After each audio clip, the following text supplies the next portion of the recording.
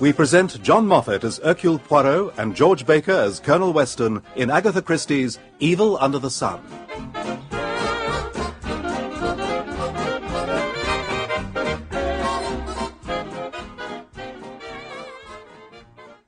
And so I said to Mr. Gardner, sightseeing is all very well, and I do like to do a place thoroughly, but after all, we've done England pretty well, and all I want now is to get some quiet spot by the seaside and just relax. That's what I said, isn't it, Odell? Yes, darling. It is not often that I expose myself to the perils of the English summer holiday. The uncertainty of the weather, the discomfort of the hotels, and the cuisine. Oh, ma foi, the cuisine. Sanitary arrangements, ever since a sister of his. For once in my life, I had allowed myself to be tempted.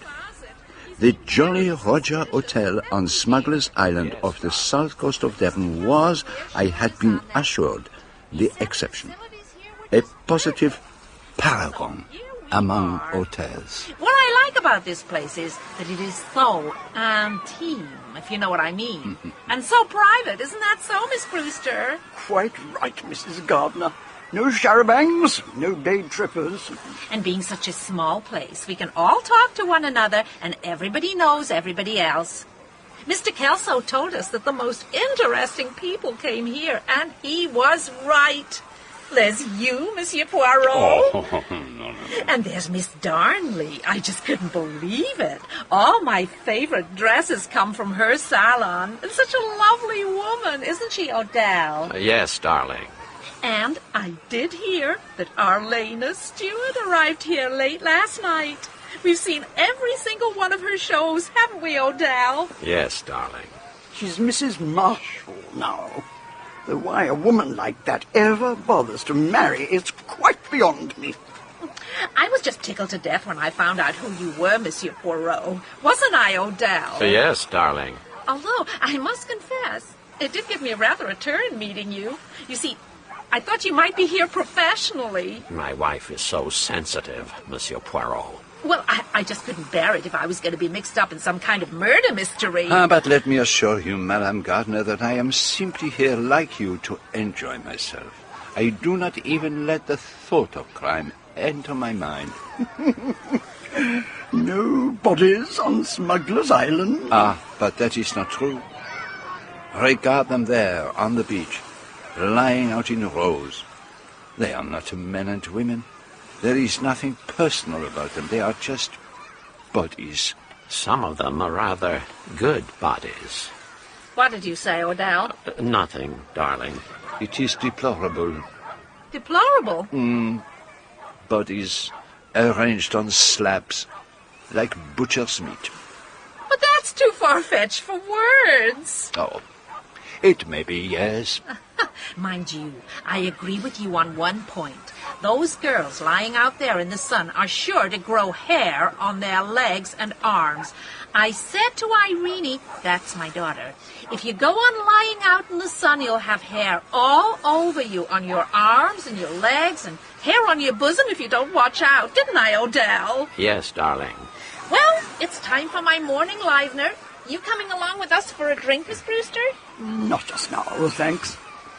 Come along then, Odell. A port and brandy would be just the thing for your tummy upset. Yes, darling.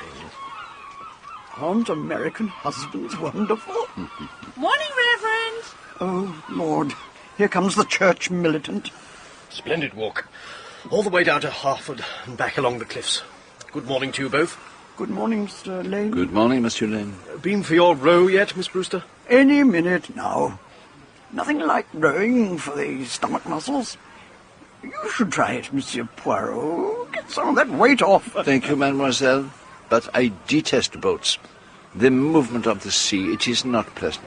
But the sea is as calm as a mill pond. No. There is no such thing as a calm sea. Always there is motion. Sea sickness is a really odd thing. It seems so unfair. Quite sickly people are often good sailors. Someone told me it was something to do with the spine. There's nothing whatever wrong with my spine. Then there's some people can't stand heights. I'm not very good myself. But Mrs. Redfern is far worse. The other day, on the cliff path, she turned quite giddy. She had to hold on to me. She said she once got stuck halfway down that outside staircase on Milan Cathedral. She'd better not go down that ladder to Pixie Cove, then. That's a real test of the nerves. Oh, she's coming up from her bathe now. Ah, how delicately pale her skin is. So different from all the other cooked lobsters. It's her colouring, of course. Ash blonde. So very English. Good morning, everyone. You've earned Monsieur Poirot's approval, Mrs. Redfern. He doesn't like the sun-tanning crowd there. Says they're like joints of butcher's meat. I only wish that I could sunbathe, but I simply blister and get the most frightful freckles all over my arms. According to Mrs. Gardner, if you lie out in the sun, you get hair all over your body. She's been in grand form this morning. I wish you'd played her up a bit, Monsieur Poirot. Why didn't you tell her that you were down here investigating a particularly gruesome murder and there was a homicidal maniac lurking about in the hotel grounds? I very much fear she would not have believed me. Yes, this isn't the kind of place you'd find a body. Oh, but why not, Madame Redfern? Why should there not be a murder on Smuggler's Island? I don't know. I can't explain it. It just seems so unlikely in a place like this. It is romantic on Smuggler's Island, yes. It is peaceful. The sea is blue. The sun shines. But you forget that there is evil everywhere under the sun. How very true. Of course, I realised that, but all the same... I think your husband's looking for you, Mrs. Redfern. Is he? Where? Over there. He's just come out of the water. Patrick!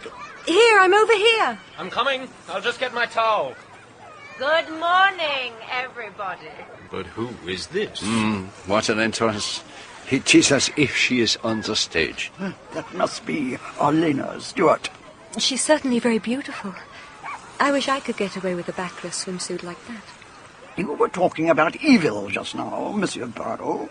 Now, to my mind, that woman is the personification of evil. She's a bad lot, through and through. Like the woman who rode upon the scarlet-coloured beast. Is the water warm, Mr. Redfern? And Redfern turns towards her like a needle deflected by a magnet. Help me to find somewhere quiet to sunbathe. What about over there, by the rocks? Far from the madding crowd. Excuse me. I'm going back to the hotel. I'm getting sunburnt sitting here. It's too bad. She's such a nice little thing. Apparently, she gave up being a school teacher when they got married, a couple of years ago. The shameless effrontery of the woman. To steal a woman's husband away from her before her very eyes. Patrick Redfern's a fool. Can't he see that Arlena Stuart's the sort of woman who takes pleasure in smashing up homes? Well, I'm going to go and get my boat. Good day, Miss Mr. Brewster. That woman, Arlena Stuart, is evil incarnate. There's not a man on the beach who is not following her with his eyes. Except you, Monsieur Poirot. What are you looking at? There is one other man who is not looking at her. That is her husband, I believe. Captain Marshall. Quietly reading the Times, pretending not to notice what is going on. You spoke of evil, Monsieur Poirot. Can't you sense its presence? Oh, yes, Mr. Lane.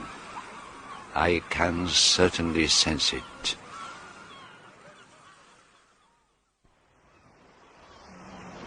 May I join you, Monsieur Poirot? Of course, Mademoiselle Darnley. I would be delighted. May I offer you something? A coffee, perhaps? A glass of... No, thank you. Nothing at all. I don't think I like this place. I'm beginning to wonder why I came here. You have been here before, have you not? Yes, 2 years ago at Easter. There weren't so many people then. Something has occurred to worry you?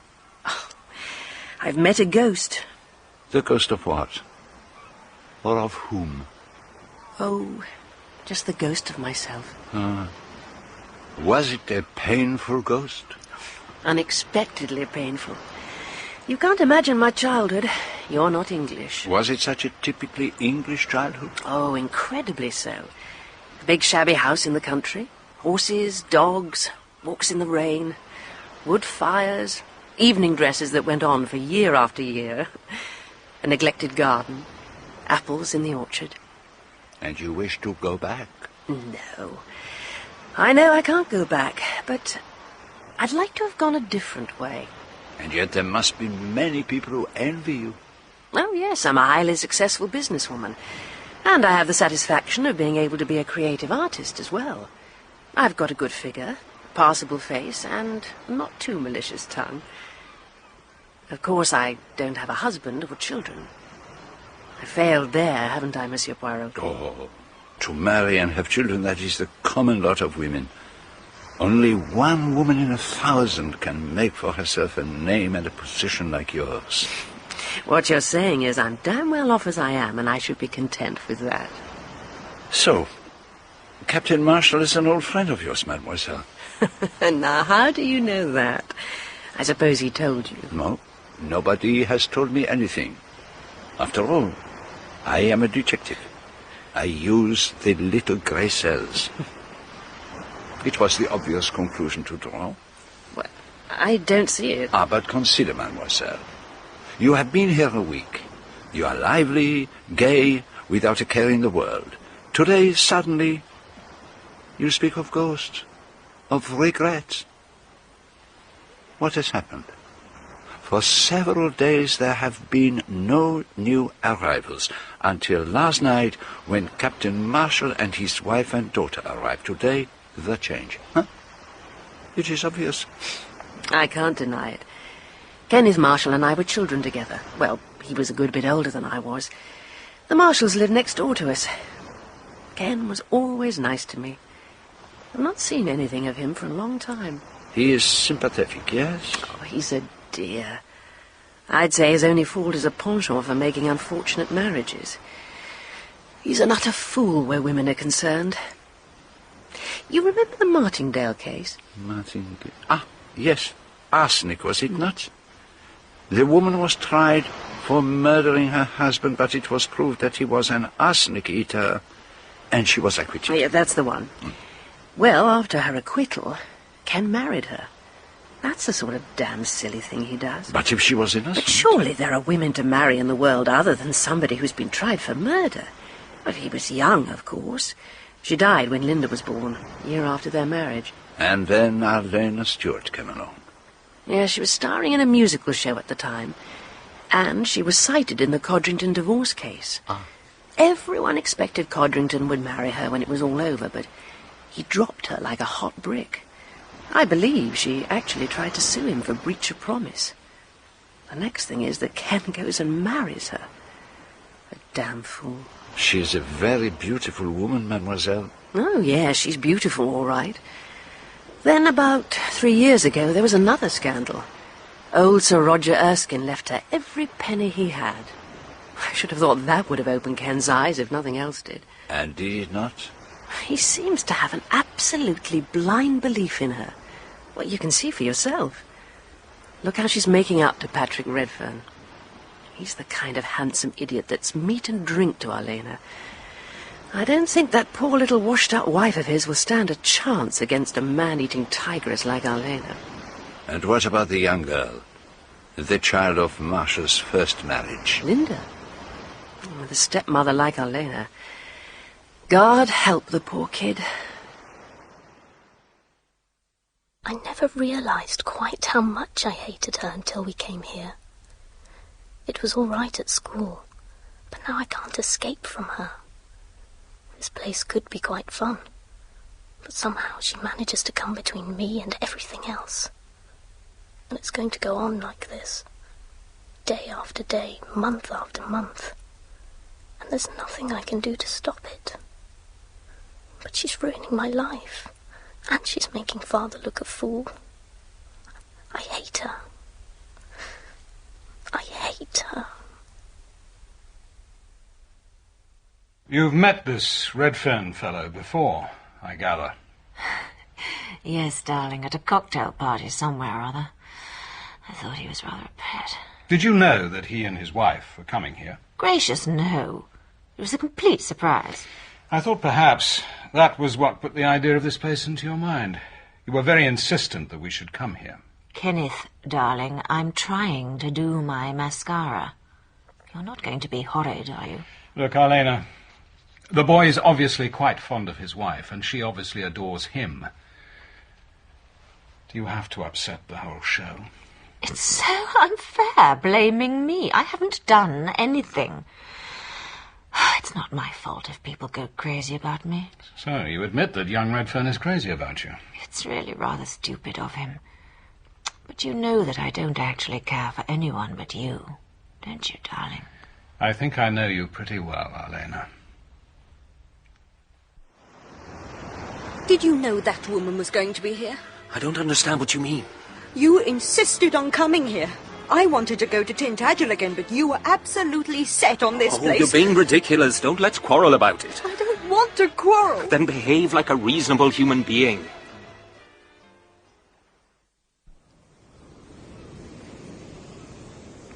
I think this must be the most peaceful place on the island. Remember the downs at Shipley when we were kids? Could I ever forget? Pretty good, those days. You haven't changed much, Rosamund. Oh, yes, I have. Oh, you're rich and successful, but you're still the same Rosamund. I wish I were. Why is it that we can't hold on to the nice natures and high ideals we had when we were young? I don't know that your nature was ever particularly nice. You used to get into the most frightful rages. You half choked me the day you fell into that stream. Kenneth, if I say something really outrageous, will you ever speak to me again? I wouldn't ever not want to speak to you. Why didn't you get a divorce from your wife? I'm sorry, I shouldn't have said that. No, you're perfectly entitled to say it. But you just don't understand. Are you still frightfully fond of her? No, it's not really a question of that. You see, I married her. Well, she's pretty notorious. Is she? I suppose she is. It's obvious you're pretty unhappy. You could fix it so she could divorce you. I dare say I could. People get divorced all the time. And that's just what I hate. What do you mean? I can't stand that kind of attitude to life. Taking the easy way out as quickly as possible. There's such a thing as good faith. If you marry a woman and commit yourself to looking after her, then it's up to you to do it. I don't hold with quick marriage and easy divorce. Arlena's my wife.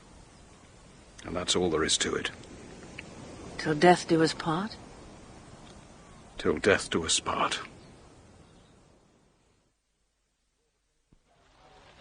So, you're the famous sleuth, eh? Yes, I am Hercule Poirot. Blatt, Horace Blatt. Very pleased to meet you. Down here on a job, eh? No. Nothing of the kind. I'm taking an holiday. You'd say that anyway, wouldn't you? Not necessarily. We'd be safe enough with me, you know. Learned to keep my mouth shut years ago. Shouldn't have gone on the way I have if I hadn't learned to do that. Same with you, I expect. You've got to keep it up that you're just here on a holiday. And why should you suppose the contrary? I'm a man of the world, Mr. Poirot. A chap like you would be at Deauville or the Touquet or Joan Lepin. That's more your spiritual home. I should have expected that you too might have been more at home in Deauville or Biarritz. Instead of which, we're both stuck in this dump in the pouring rain. Oh, God knows why I came here. I think it was because the place sounded romantic. The Jolly Roger on Smuggler's Island. Makes you think of when you were a boy. I brought the boat down here with me too. Oh, you enjoy sailing, Mr. Blatt? Can't get enough of it. Redfern's keen on it too. I'd hoped he'd come out with me a bit, but he's a lost cause now. Always hanging round that red-haired Mrs. Marshall. I should think that her husband's got his hands full looking after her. Oh, but here comes young Redfern. Better drop the subject. Evening, Patrick, my boy. What's it to be? Oh, thanks. I'll have a martini. One martini, please, Doris. And you, Mr. Poirot? No, not for me, thank you. Suit yourself, my friend. And another glass of the usual for me, please, Doris. Right, sir. Oh, it's so good to be back on Smuggler's Island again. I used to come here on holiday from Ireland when I was a kid. I potted about in a dinghy. That was long before there was a hotel here, of course. And what was it like in those days? There were just a few fishermen's cottages at Leathercombe, and an old tumble-down house here on the island, all shut up. There were stories about secret passages leading down from the house to Pixie's cave. We were always searching for them. Here's your martini, Patrick. Thanks. What's all this about the Pixie's cave? Cheers. It's on Pixie Cove. The entrance is hidden by a lot of piled-up boulders. The cave's like a long, thin crack. You can just squeeze through it. But what is this Pixie? A kind of West Country fairy spirit. There are scores of tales about them in Devon and Cornwall. Huh. There are tours on Dartmoor where they're supposed to live, and I expect the farmers coming home after a thick night still complain of being pixie-led. You mean when they've had one over the eight? Well, that's certainly the common-sense explanation. Well, time to get ready for dinner. On the whole, pirates are more my kind of thing than pixies. For a hard-bitten businessman, Mr. Bratt seems to have a very romantic imagination. Do you know him well? No, not really. I've been out sailing with him once or twice, but he doesn't really like having anyone with him. He prefers to be on his own. Oh, that is indeed curious. It is singularly unlike his practice on land. It's always pretty difficult keeping out of his way. I think, Mr. Redfern, that you enjoy living. Well, certainly I do. Why not? Why not, indeed? That is why, as a much older man, I venture to offer you a little piece of advice. And what is that? A very wise friend of mine in the police force said to me years ago, Hercule, my friend, if you would know tranquility, avoid women. It's a bit too late for that. I'm a married man. I know that. And your wife is a very charming, very accomplished woman. She is, I think, very fond of you. I'm very fond of her. I'm delighted to hear it. Look here, Monsieur Poirot, what exactly are you getting at? Les femmes. They are capable of complicating life unbearably. And the English, they conduct their affairs in a manner that is indescribable.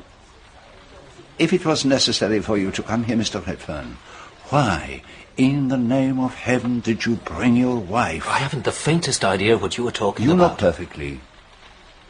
I am not so foolish as to argue with an infatuated man. I utter only the word of caution. You've been listening to those stupid women, Mrs. Gardner and Miss Brewster. They've got nothing better to do with their lives than concoct spiteful stories. Just because a woman's good-looking, they're onto her like a pack of harpies. Are you really so naive as all that, Mr. Redfern? Once again, I say to you, take care. She is a very dangerous woman.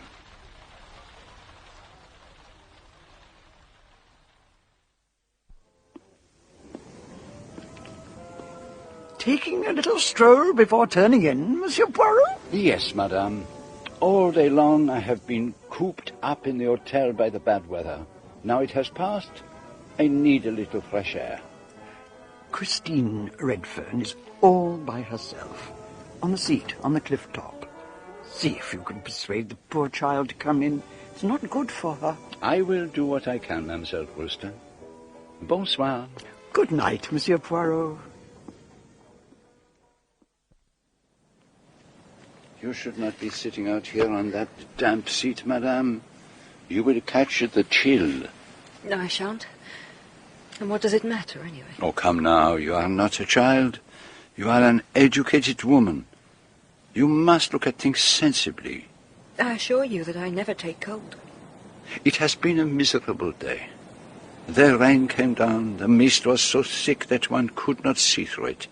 And now the sky is clear. And up above, the stars shine. That is like life, madame. Spare me your platitudes, Monsieur Poirot. Do you know what most sickens me in all this business? What? Pity. Do you think I don't know what they're all saying? Poor Mrs. Redfern, that unfortunate little woman. Little? I'm 5'9". They say little because they're sorry for me. And I can't bear it. Although you take exception to what you call my platitude, madame, allow me to tell you something. The Arlena marshals of this world count for very little. That's nonsense. I assure you it is true. Their empire is of the moment, and for the moment. To count, really to count, a woman must have goodness and brains. Do you think men care for goodness and brains? Fortunately, yes. I cannot agree with you. Your husband loves you, madame. I know it. How can you know it? I have seen him looking at you, madame. I can't bear it. I can't bear it. Patience, madame. It will all come right. Calm yourself. Oh, I'm fine. Leave me now. It would be better if you returned to the hotel. I just want to be alone for a little while longer. Don't worry. I shan't do anything stupid. And thank you, Monsieur Poirot. Good night.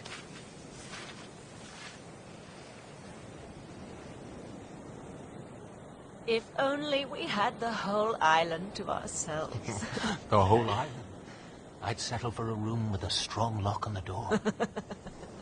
You've got to find somewhere we can really be alone together for hours and hours. It would seem that Mr. Redfern has not taken my advice. You really do love me, then? I adore you. Don't you know that by now? She is like an animal, that woman, and a very vicious one. Remarkable night. Eh, Poirot? Looks as though we should have fine weather tomorrow. Let us hope so, Captain Marshall. Good night. Good night. It is as I felt in Egypt, that fatal night on the Nile. I am certain that a murder is going to be committed, and I feel utterly powerless to prevent it. How can one stand in the way of the inevitable?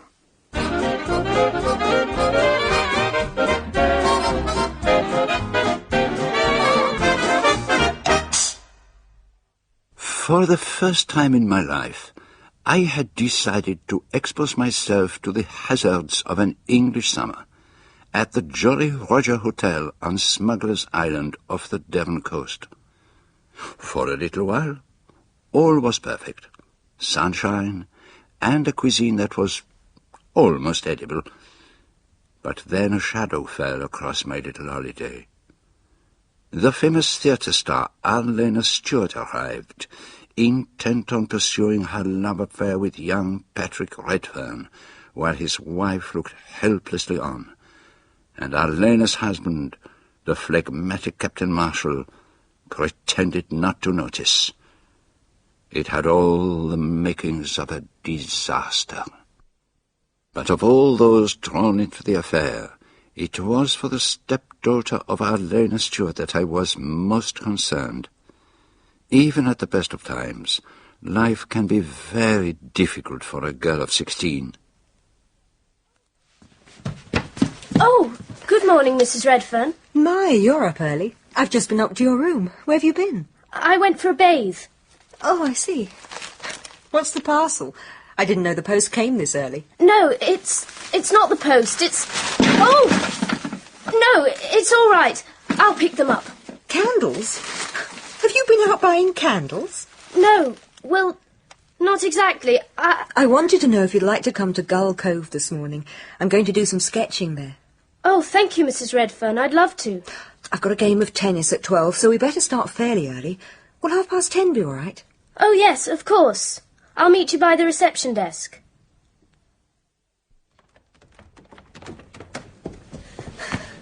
Goodness, you're in a hurry. What's the rush? Sorry, Miss Darnley. I'm going with Mrs. Redfern to Gull Cove. I thought I was late. Well, what time are you meeting her? 10:30. Well, you've still got 5 minutes. Oh, good. Are you all right, Linda? You look a bit feverish. No, I'm fine. It's such a lovely day. I actually got up for breakfast. I usually have it in bed, but today I came down and faced eggs and bacon like a man. After all that rain yesterday, it's heavenly this morning.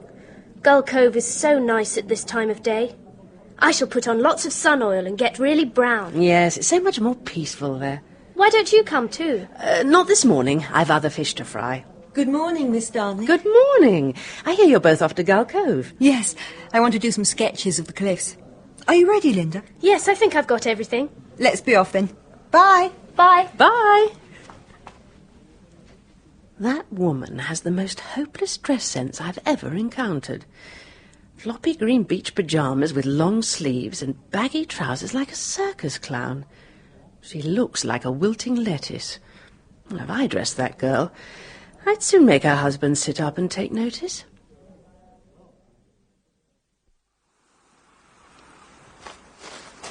Monsieur Poirot? Monsieur Poirot? Yes, madame. There is something I can do? Oh, you can give me a hand with this pedalo. I can't launch it by myself. Of course, madame. Just a bit further. Give it a good push. Thank you, Monsieur Poirot. That's splendid. Oh, you've wet your shoes. Yes, I have. I'm so sorry.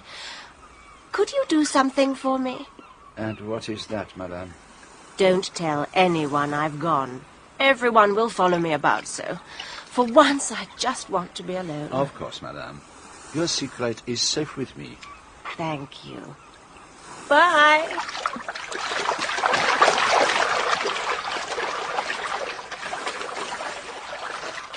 Susannah. I doubt if Arlena Stuart has ever wanted to be alone in her life.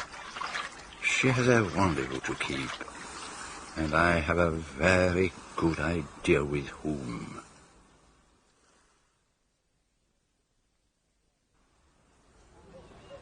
Morning, Monsieur Poirot. Good morning, Captain Marshall. Have you seen my wife anywhere about? Oh, has Madame risen so early then? She's not in her room. Oh, lovely day, isn't it? I shall have a bathe straight away. Got a whole load of letters to type this morning.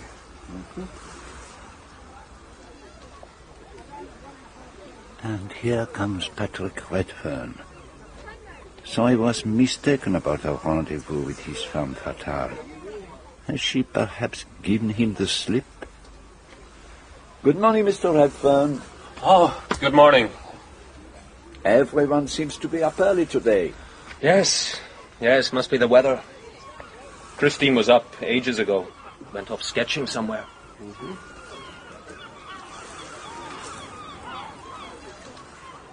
I went and found a suitable deck chair for myself in the shade.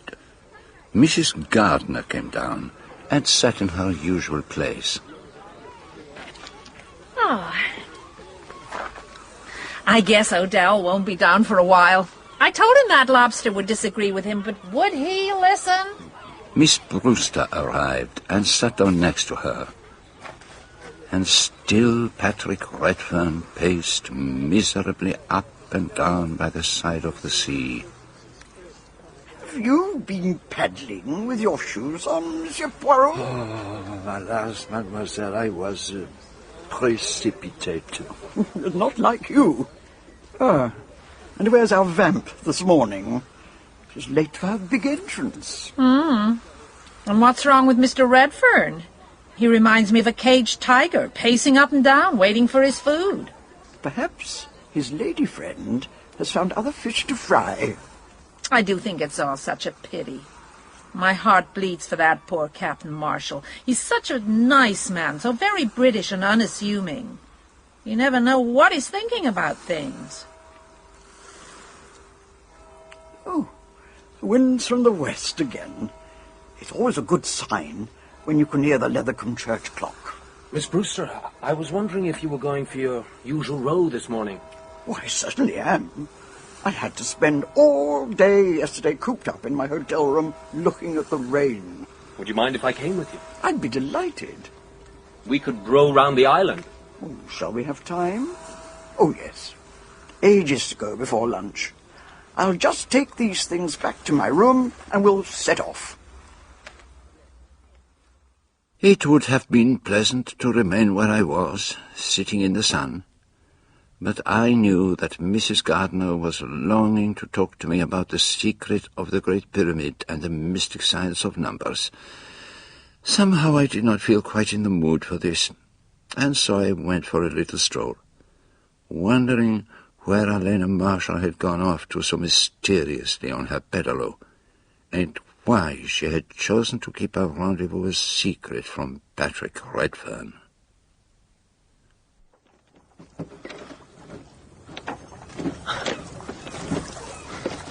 We shall probably have a fair crop of blisters by the time we get back. You're certainly setting quite a pace. Isn't it a marvellous day? When the sun really shines in England, there's nothing to beat it.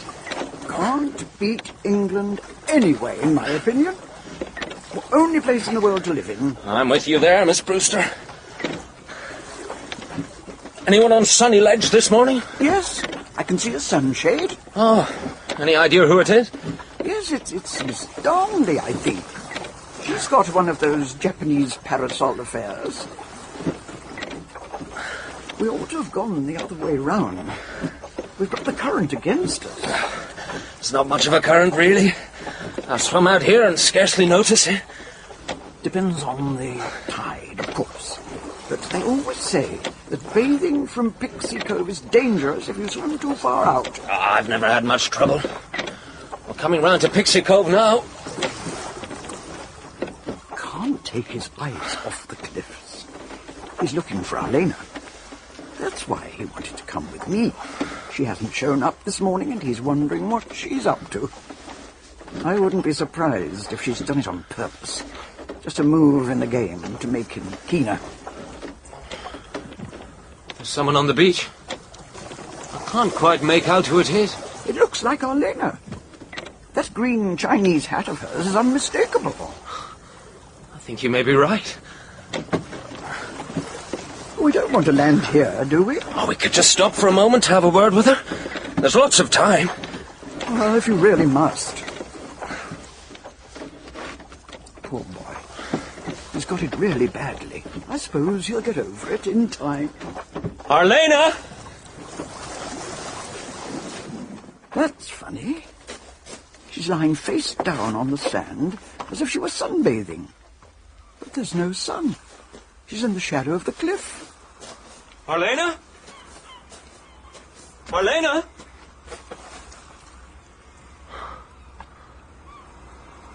Oh, my God. What is it? What's happened? She's dead. It looks as if she's been strangled. I don't want to see. We shouldn't touch anything. We'd better get the police. But it just isn't possible. Who would want to kill her? We must go for the police. I suppose one of us ought to stay with the body. You do that and I'll go. Oh, please be as quick as you can. Yes, I will. But I'll have to go in the boat. I can't face that rickety ladder up the cliff. There's a police station in Leathercombe. I'll get them here as soon as I can.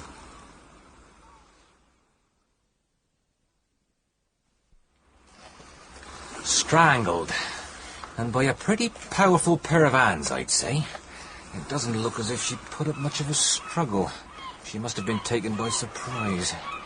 What time did you find her? Sometime before 12. I don't know exactly. It was exactly 11:45, Inspector. I looked at my watch. The police surgeon should be here in a while, but my guess would be that she wasn't killed much before that. 11:30 at the earliest, I'd say. And you both positively identify this woman as Arlena Marshall? Yes. She was also known by her stage name, Arlena Stuart. Ah.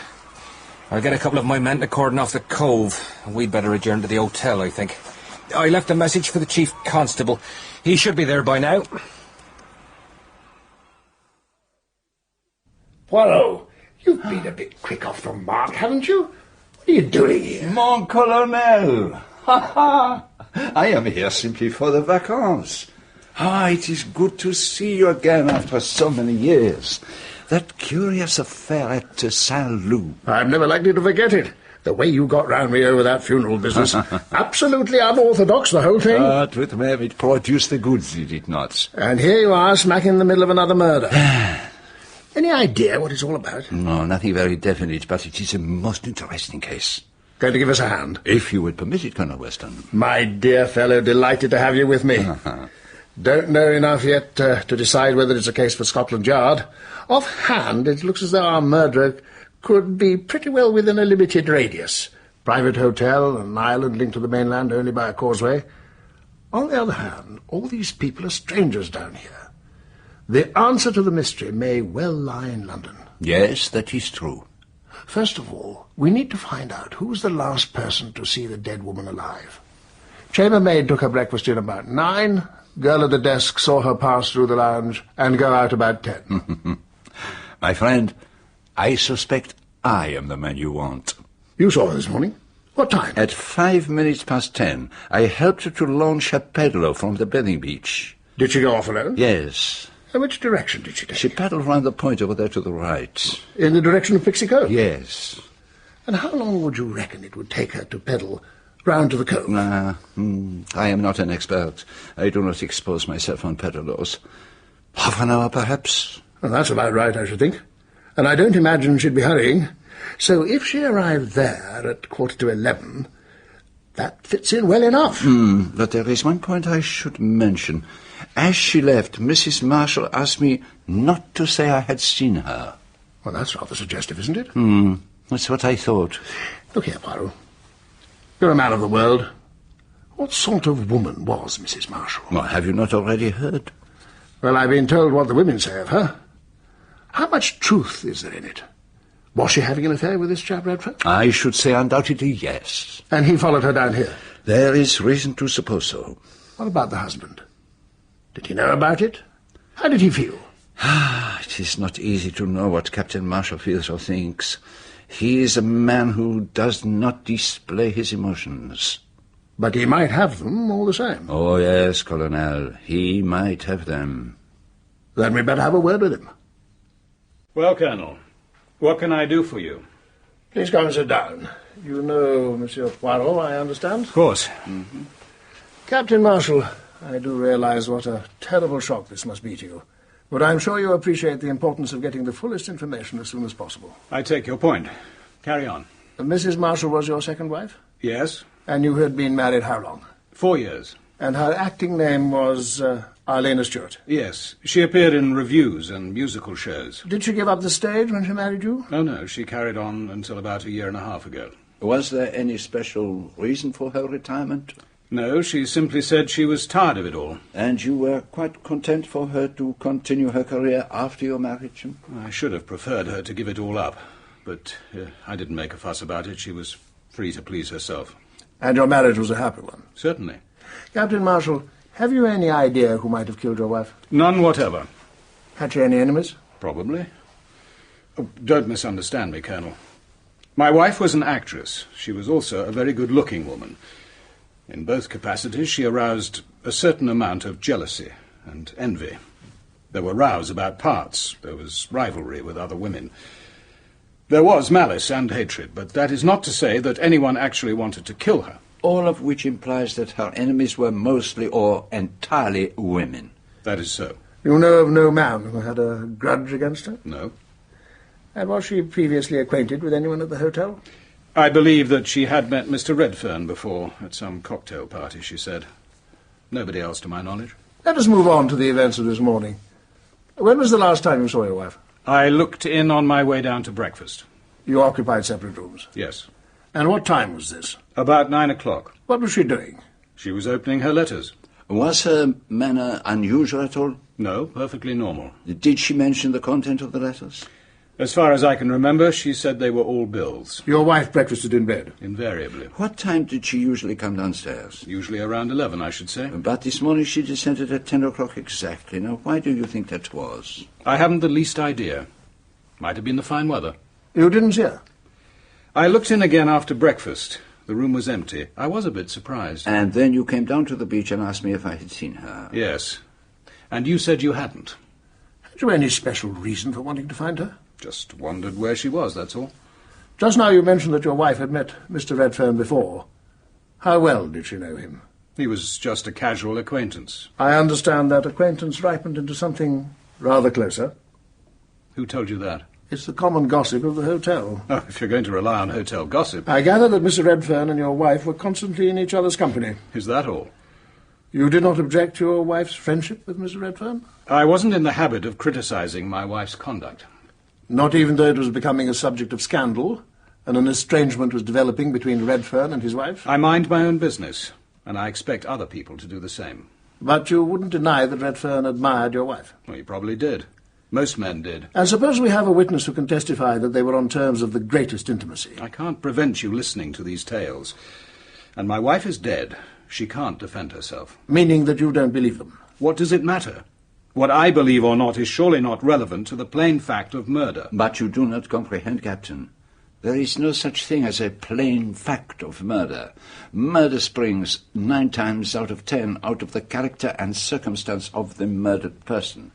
Because the person was the kind of person he or she was, therefore was he or she murdered. Until we can understand exactly what kind of person Arlena Marshall was, we shall not be able to see clearly the kind of person who murdered her. That's your view too, Colonel? Well, up to a point. Thought you wouldn't be going along with that. The character stuff is Poirot's speciality, I believe. Well, you can at least congratulate yourself on having done nothing to assist me. What do you mean by that? What have you told us about your wife, huh? Nothing at all. All you have said is what everyone could see for themselves, that she was beautiful and admired. Have you anything else to ask me, Colonel? Yes, Captain. Your own movements this morning, please.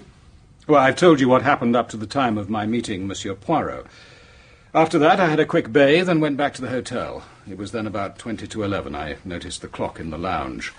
I went up to my room, but the chambermaid hadn't quite finished it. I told her to be as quick as possible because I had letters to type which I wanted to get off by the 2 o'clock post.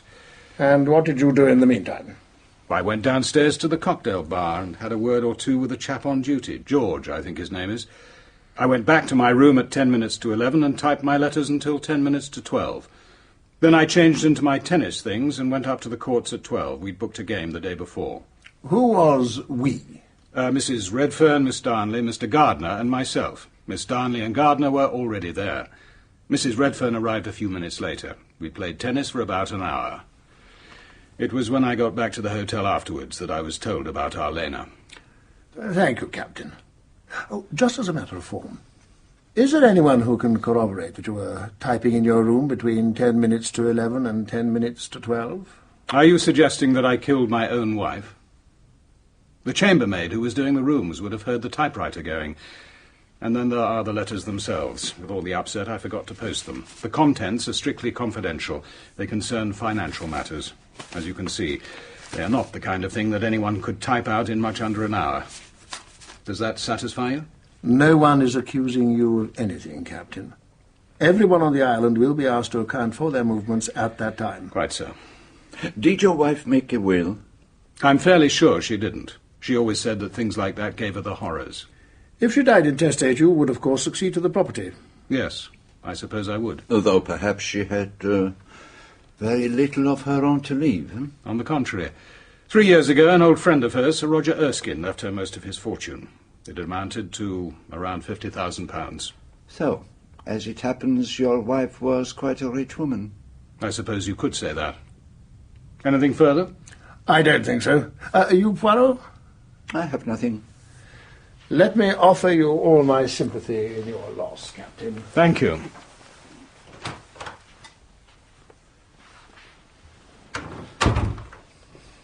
Quite a cool customer. And not giving much away. What can one say? He is the closed box, the fastened oyster. He has chosen his role. He has heard nothing, he has seen nothing, he knows nothing. And yet you're quite certain he did know. Last night I had been talking with Mrs. Redfern on the cliff top near the place they call Sunny Ledge. I came down from there to the hotel, and on my way I saw them together, Patrick Redfern and Arlena Marshall. And a moment or two later, I met Captain Marshall. It was impossible he had not seen them. But his face was impassive. Too impassive, if you understand me. Oh, he knew. Oh, yes, he knew. He is, of course, the obvious suspect. I interest myself in him greatly, and in his alibi. Alibi by typewriter. I'll get Colgate to look into it. We'd better go and have a word with him. I'd like to have his views on the whole business. And I could do with a breath of fresh air.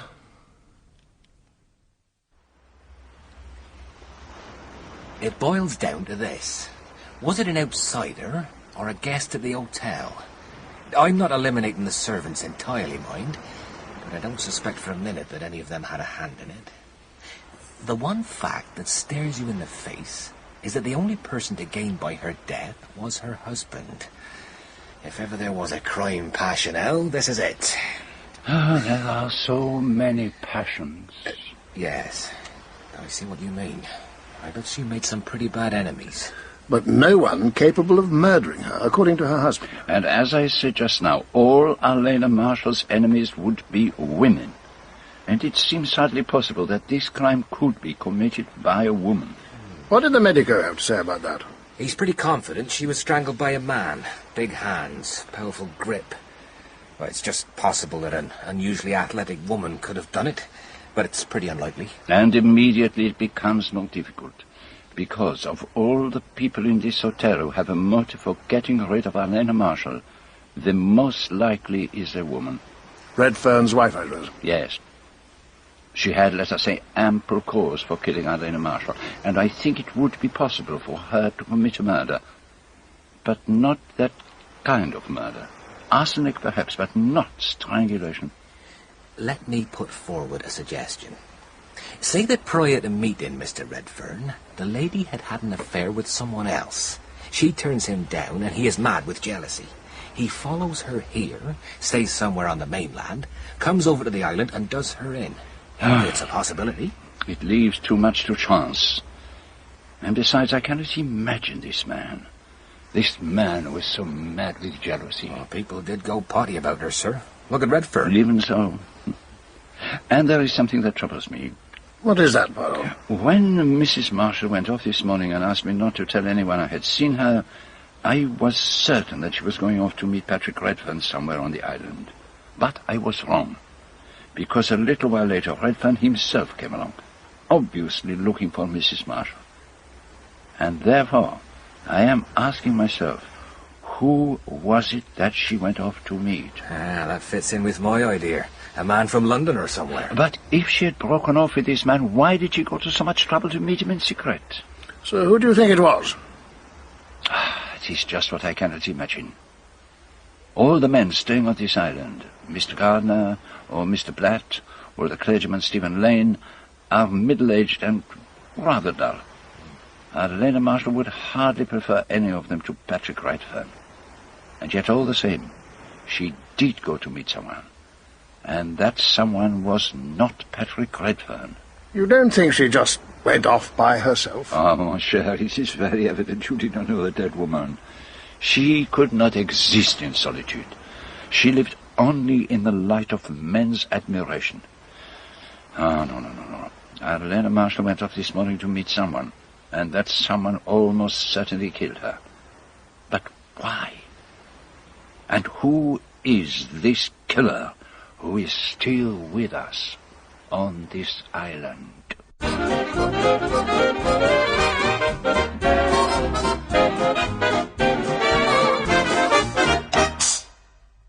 I had gone down to the Jolly Roger Hotel on Smuggler's Island in search of good food, peace and quiet, and gentle English sunshine.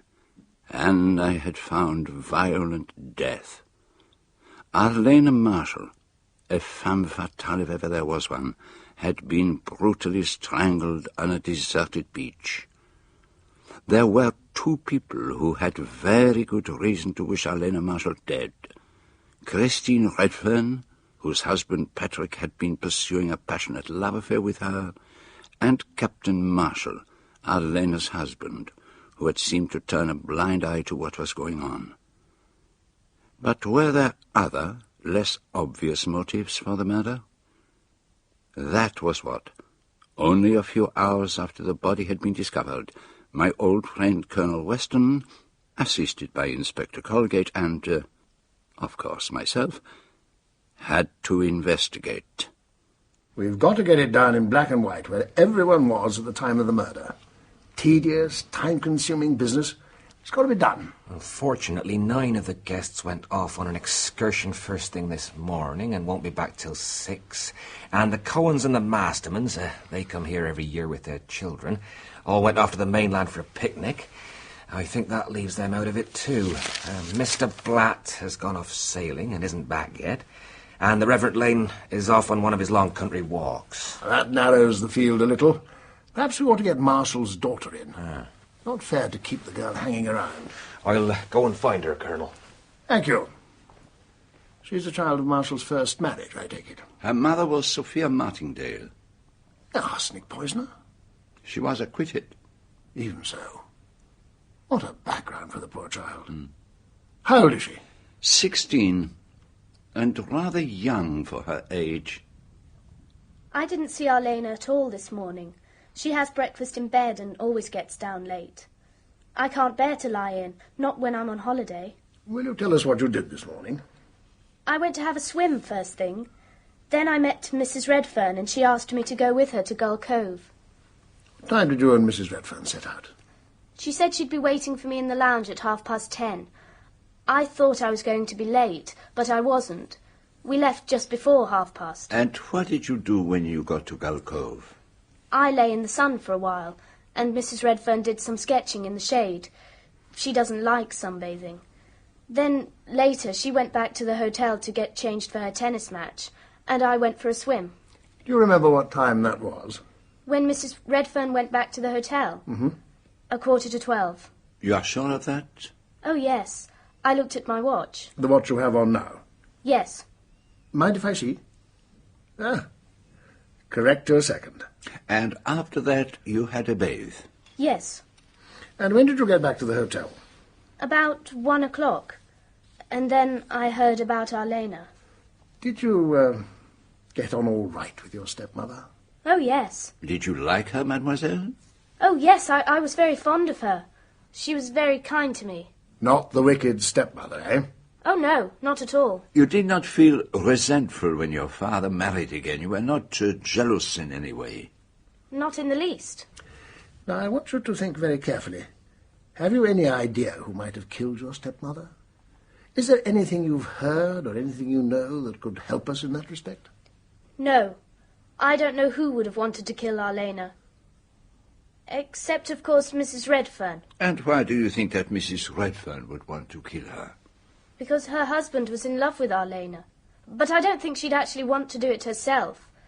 She'd just wish that she was dead. And that isn't the same thing at all, is it? No, it is not at all the same. And anyway, Mrs. Redfern could never do a thing like that. She isn't a violent person, if you know what I mean. I know exactly what you mean. She is not one of those who sees red. She would not be shaken by a storm of feeling, seeing life narrowing in front of her, seeing a hated face, a hated white neck, feeling her hands clench, longing to feel them press into the flesh. Can I go now? Is that all? Yes, that's all, Linda. Thank you for helping us.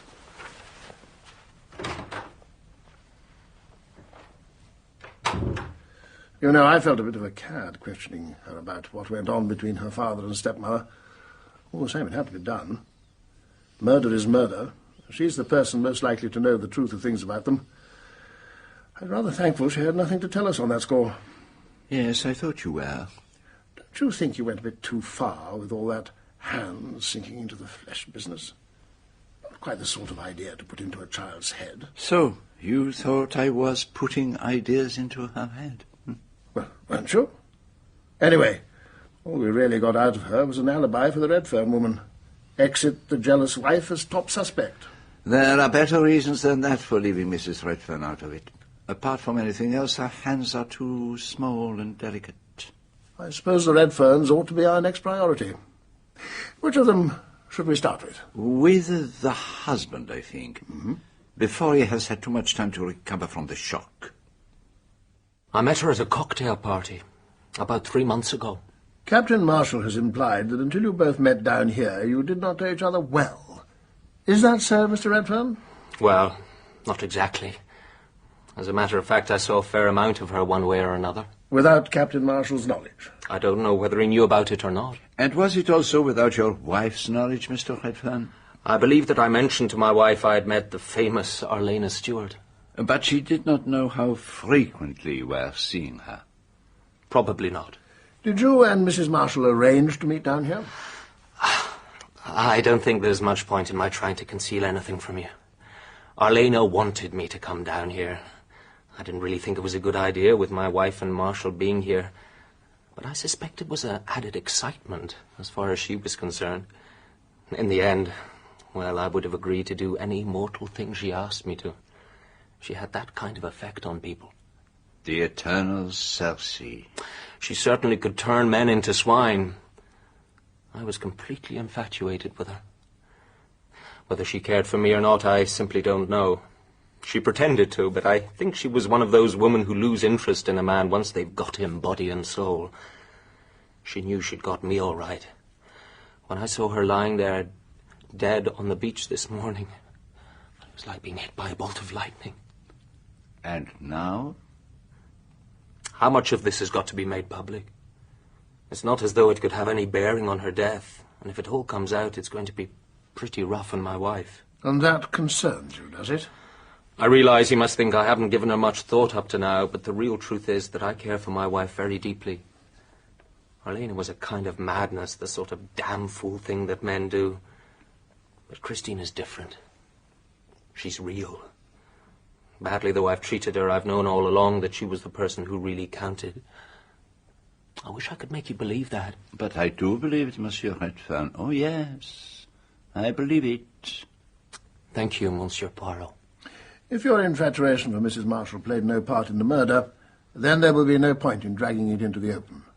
But what you don't seem to realize is that your intimacy with Mrs. Marshall may have a very direct bearing on the murder.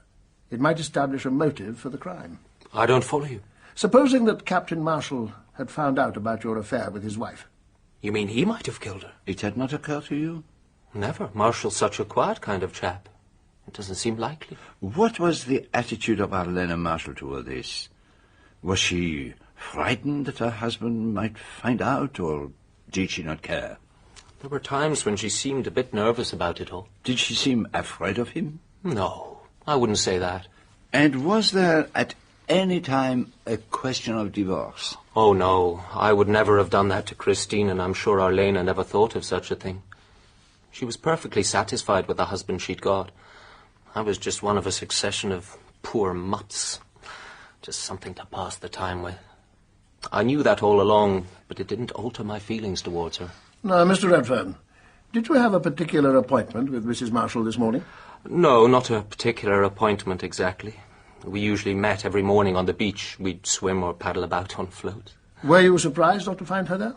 Yes, I was. I couldn't understand it at all. If she were keeping an appointment somewhere else, do you have any idea with whom that might be? No idea. And when you had a rendezvous with Mrs. Marshall, where did you go? Well, sometimes in the afternoon we'd meet at Gull Cove. The sun is off there at that time, so you don't usually get many people there.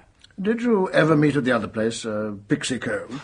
No, you see, Pixie Cove faces west, and people go around there in boats or on floats in the afternoon. And your private rendezvous, they were always in the afternoon? Yes. That's the time when most people go and have a sleep or mooch about, and nobody knows much where anyone is. After dinner, of course, we used to go off on a stroll together. Ah, yes. Then you can give us no help whatsoever as to why Mrs. Marshall should have gone off to Pixie Cove this morning. I haven't the faintest idea. It wasn't like Arlena at all. Can you think of anyone in her London circle who might have had a grudge against her?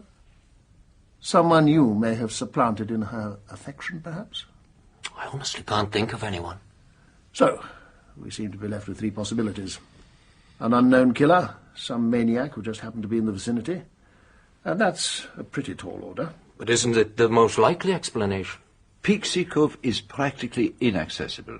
You can only get at it by boat or by walking over the causeway, crossing the island by the hotel, and climbing down a rickety ladder. Neither way suggests a killing on the spur of the moment. You said there were 3 possibilities. There were 2 people on the island who had a very good reason for killing her. Her husband for one, and your wife for another. My wife? Oh, but that's ridiculous. She's not that kind of person. There's no violence in her.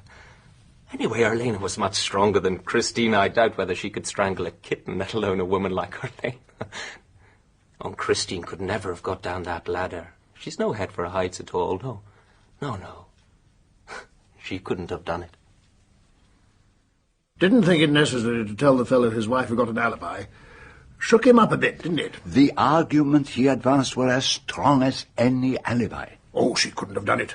Marshall could, but he too has an alibi. Oh, the fact that he was typing letters? Oh, not very reliable. And the letters themselves? He could perfectly well have prepared them beforehand. The man is not a fool. Well, I'll get Colgate to look into it. Patrick said you wanted to have a word with me. Oh, yes, Mrs. Redfern. Come in. Sit down, please. Thank you. You know Monsieur Poirot, of course. Oh. We're asking everyone to account for their movements this morning. Pure routine, you understand.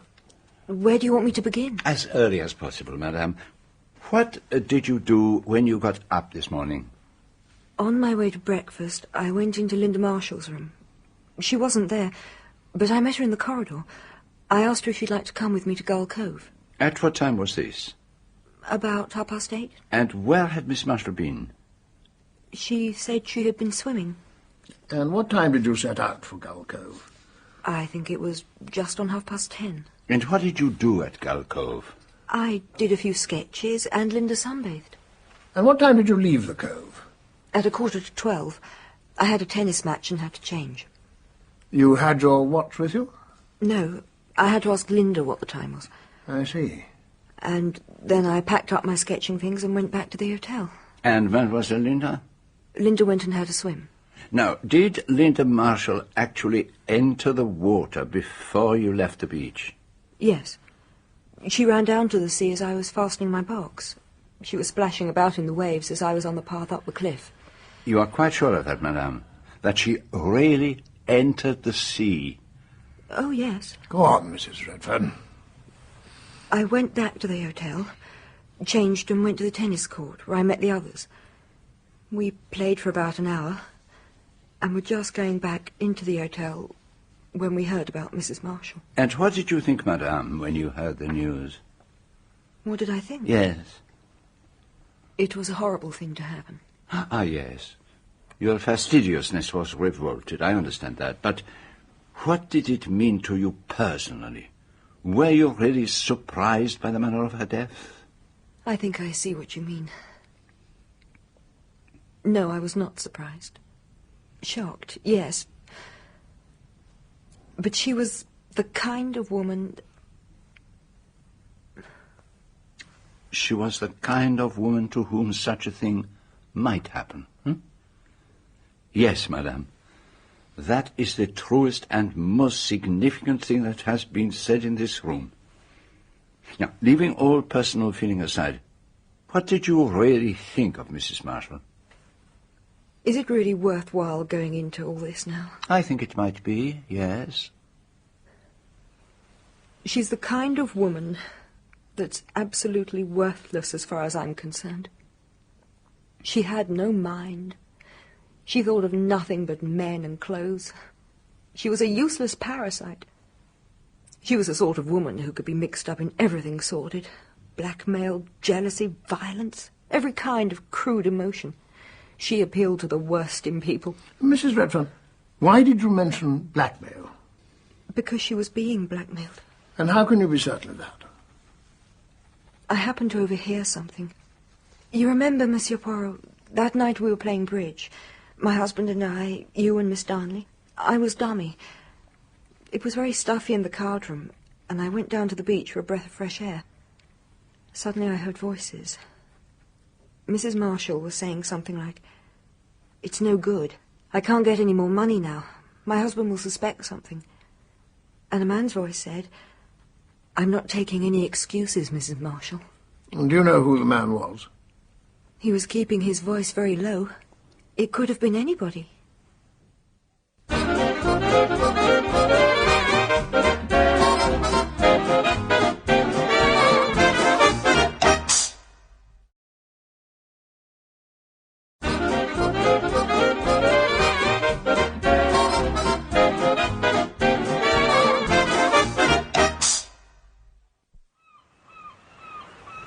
Now we're getting somewhere. But I am not certain where. It is not a wicked blackmailer who lies dead. It is the victim. And blackmailers are not in the habit of killing off their victims. Well, I can't deny that. But it does suggest a reason for Mrs. Marshall's going off to Pixie Cove by herself. She was meeting the fellow who was blackmailing her. Pixie Cove would certainly be the ideal place for such a rendezvous. It is difficult of access, and it is deserted in the morning. And it has another advantage. I heard about it the other day. There is a cave there. A place where someone could wait, unseen. Well, we'd better take a look inside it. We might find a pointer of some kind. You know, Poirot, this blackmail business does rather put a different complexion on things. None of the men staying here fitted the bill as a possible lover for Arlena Marshall, but a blackmailer's a very different kettle of fish. I'd like to have a word with Mr. Blatt when he comes back from his morning sailing. Yes. A boat. That is very suggestive. We'd better get back inside. It's time to ask Miss Brewster if she knows anything. And after you and Mr. Redfern had found Mrs. Marshall's body, you rode back alone rather than taking the quicker route overland, huh? No power on earth would make me climb the ladder up that cliff. I can face many things, but I have no head for heights. And there's nothing else you know of that could help us in any way? Well, there was one funny thing that happened earlier. What was that, Miss Brewster? Somebody nearly brained me with a bottle. While I was having my morning bathe before breakfast, chucked it out of one of the hotel windows. Very distressing for you, but I don't think it tells us much. Sorry I couldn't be more help, but I don't imagine you'll have much trouble finding out who did it.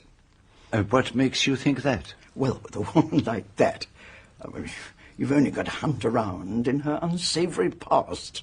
Someone who had a grudge against her and came over from the mainland without anyone seeing him? Oh, why should anyone see him? Mrs. Redfern and the Marshall child were over at Gull Cove. The rest of us were on the beach. Who on earth was there to see him except Miss Darnley?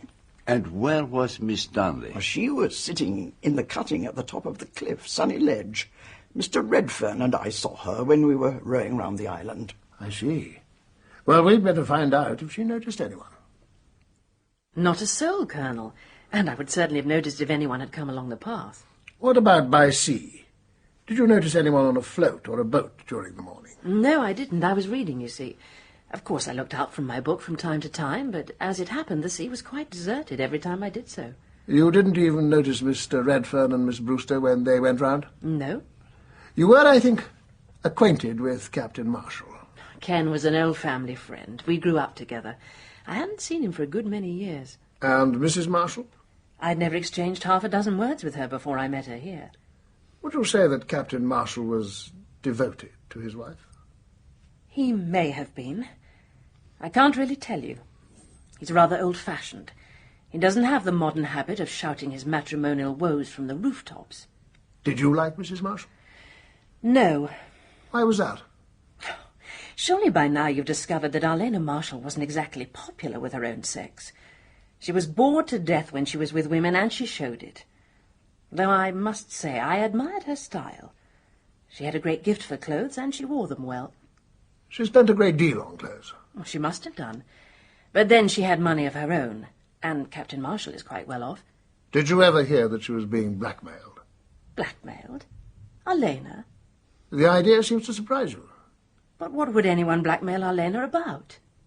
There are certain things, I suppose, that Mrs. Marshall might not want to come to her husband's ears. Well, I suppose so, but Arlena was rather notorious in the way she carried on. She never made any pretence of respectability. You think, then, that her husband was aware of her various affairs? You know, I really don't know what to think. I've always assumed that Kenneth accepted his wife for what she was, that he had no illusions about her. But it may not be so. Men can be very stupid sometimes. What exactly do you mean by that? Kenneth Marshall is really rather unworldly, you know. At heart, he's a bit of an idealist with rather old-fashioned notions about women. He may have believed in Arlena quite blindly. He may have thought she was just admired. And you know no one who is likely to have had a grudge against Mrs. Marshall? No, I can't think of anyone. But then I probably wouldn't know. I thought you might have had some contact with her through your dressmaking business. I only wish I had. But Arlena never came to me for dresses. A pity. I should have made a small fortune. No, Colonel, if you want to find out the dirt about Arlena, you need to talk to someone in her own intimate circle. Thank you, Miss Darnley. Well, hasn't Monsieur Poirot any questions to ask? I can think of nothing, mademoiselle. Thank you. Thank you, Monsieur Poirot.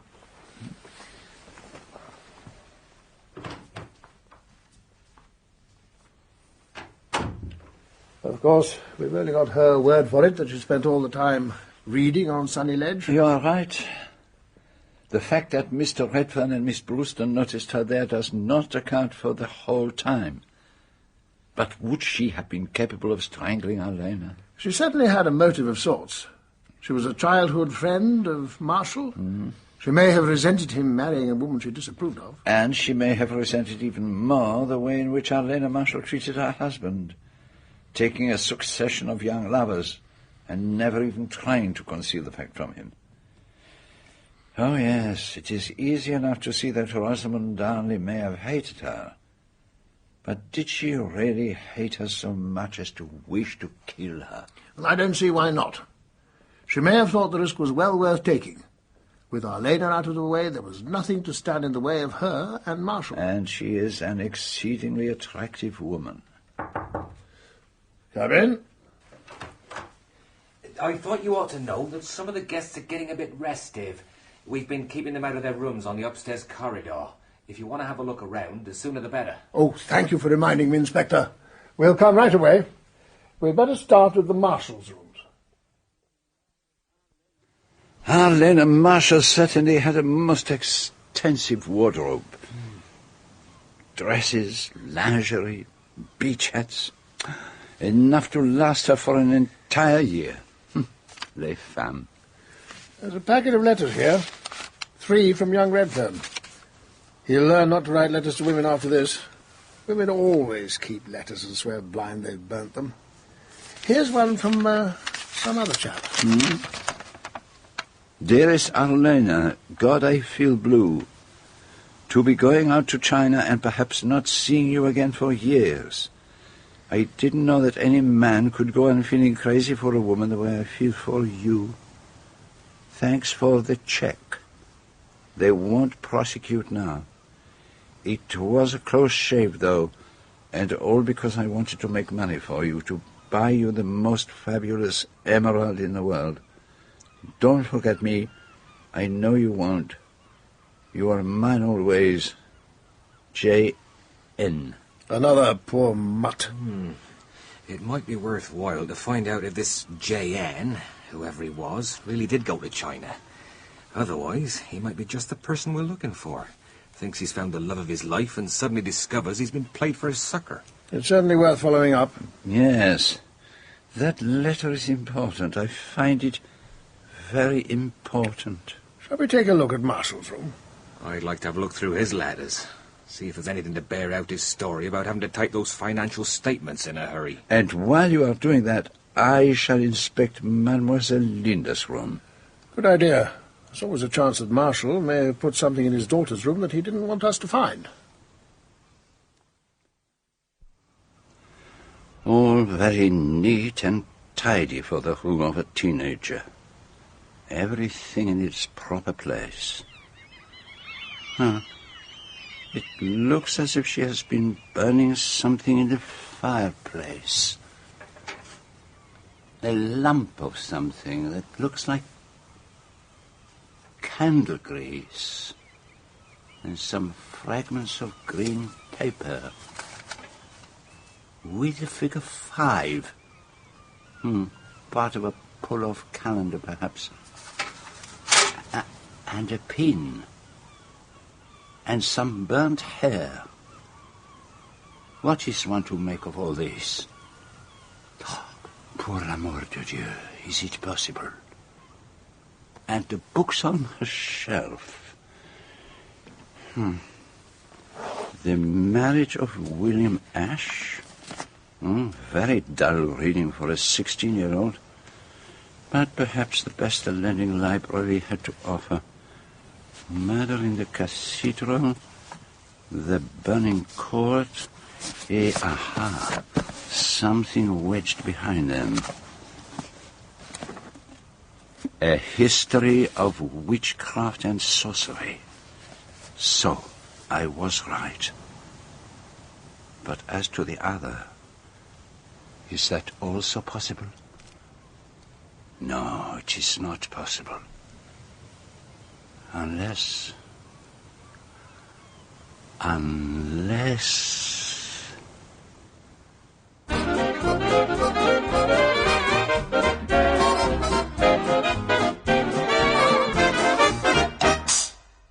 Arlena Marshall had come down to the Jolly Roger Hotel on Smuggler's Island to pursue her love affair with Patrick Redfern under the noses, as I think you say, of his wife and her husband. And she had been brutally strangled in a deserted cove. Yet those who had most cause to wish her dead, the wife, Christine Redfern, and the husband, Captain Marshall, had apparently sound alibis. Who could it have been that Arlena had gone out to meet at that lonely beach? Certainly not her lover, who was desperately searching for her. Could it have been the solitary yachtsman, Horace Blatt, who was most certainly up to something? Or the fanatic woman-hating clergyman, Stephen Lane? Colonel Weston and I had searched the rooms in the hotel for any clues, but we were none the wiser. This door off the balcony next to Miss Darnley's room. Any idea where it goes to, Poirot? Well, there is only one way to find out, mon ami. An outside staircase down to the beach. I fancy this is the way people go down to bathe before breakfast. And, vous voyez, over by those rocks, there is a path which goes up to join the main route from the causeway. So that one could go down these stairs, take the path and go right across the island without having to go through the front of the hotel at all. If he did it, that's the way he went. Huh? Which he, mon ami? Captain Marshall. Despite everything, I still think he's our man. Excuse me, Colonel Weston, but I've got Gladys Elcombe, the chambermaid of this floor, waiting to be questioned. I think she might prove quite useful. Well, none of us actually liked her, you might say. She wasn't really a lady. More like an actress. She was an actress. Yes, sir. That's what I'm saying. She went on exactly as she felt like it. Can you tell us how things were between her and her husband? You don't think it was him that did it, sir? Do you? Oh, I wouldn't like to think so. He's such a real gentleman, Captain Marshall. He couldn't do a thing like that. But you are not sure, Gladys. I hear it in your voice. It's just that everyone's been talking about her and Mr. Redfern, and if Captain Marshall had found out... Well, he's a very quiet gentleman, but he's a bit stiff, if you know what I mean. But you've nothing definite to go on? Nothing you might have heard either of them say to each other? No, sir. Nothing definite like that. I think that will do for the present. Poirot? When you cleaned Miss Marshall's room this morning, did you do the fireplace? There wasn't any fire to do, sir. Not at this time of year. And there was nothing in the fireplace itself? No. If there had been, I'd have noticed. What time did you do her room? At 9:15, sir, when she'd gone down to breakfast. And did she come up to her room again? Yes, at about 9:45. Did she stay in her room? I think so, sir. She came out in rather an hurry, just before 10:30. And you didn't go into her room again? No, sir. Now, there is one more thing I want to know. What people went swimming before breakfast this morning? Well, sir, Captain Marshall and Miss Brewster were the early ones this morning, I think. They always go down for an early morning dip. Did you see them? No, sir, but their wet bathing things were hanging over the balcony rail as usual. Miss Linda Marshall did not bathe this morning, No, all her bathing dresses were quite dry, though she usually goes for a dip most mornings. Now, I wonder if you have noticed whether a bottle is missing from any of the rooms you look after in this wing. A bottle, sir? What kind of bottle? Unfortunately, I do not know. But would you be likely to notice if one had gone? I shouldn't from Mrs. Marshall's room, and that's a fact. She's got ever so many. And I couldn't be too sure about Miss Darnley either. But the others? Well, I might notice if I were to look special. Perhaps you would be so good as to do so. Certainly, sir. Thank you. What's all this about, Poirot? My orderly mind is vexed by trifles, mon ami. Miss Brewster said that when she was bathing before breakfast, a bottle was thrown from above and nearly hit her. I want to know who threw that bottle and why. But, my dear chap, anyone could have tucked a bottle away. No, not at all. If you have an empty bottle on your dressing table or in your bathroom, what do you do with it? I will tell you. You put it in a waste paper basket. You do not go to the trouble of going out onto your balcony and hurling it into the sea. You would only do that if you did not want anyone to notice that particular bottle. But surely there's a perfectly simple... Come in. Miss Darnley's waiting outside, sir. She says there's something she forgot to tell you. Oh, well, we'd better hear it, then. Oh, and it looks as if Marshall's in the clear about having to write those letters urgently this morning. Now, I found this among his papers. My dear Marshall, sorry to worry you on your holiday, but an entirely unforeseen situation has arisen over the Burley and tendering contracts. Oh, yes. This seems to confirm his story. You would better ask Miss Darnley to step in, Inspector. Do go in, Miss Darnley. I'm frightfully sorry. It probably isn't worth bothering you about. Won't you sit down? Oh, it isn't worth sitting down for. It's simply this. I told you that I spent the whole morning on Sunny Ledge, but that isn't strictly accurate. At around 11:15, I went back to the hotel to get my sunglasses. My eyes were getting tired reading. You went straight back to your room and out again? Yes. Well, I did look in on Captain Marshall. I heard his typewriter going, and I thought it was stupid of him to stay indoors on such a lovely day. What did he say? When I opened the door, he was typing so vigorously and frowning and looking so concentrated that I just went away quietly. I don't think he even saw me come in. And what was the time then, Miss Darnley? About 11:20. I noticed the clock by the reception desk as I was going out. Thank you, Miss Darnley, for taking such trouble. Well, I just thought you ought to know. Bye. Well, that washes Marshall right out. I agree. What are you looking so thoughtful about, Poirot? I was wondering why Miss Darnley suddenly volunteered this extra evidence. Well, there's nothing suspicious about that, surely. No. It's just that she goes out of her way to provide the gallant captain with an alibi. Yes? Excuse me, but I've had a good look, sir, and as far as I can tell, I can't see that there's a bottle missing from any of them. No matter. We will leave it. Is there anything else, sir? Yes, tell me. Have you noticed anything unexplained, out of the ordinary? You know, something that has made you say to yourself, "That's funny"? Well, yes, there was one thing. Just a bath being run. And I did say to Elsie that it was funny, somebody having a bath at 12 o'clock, before lunch.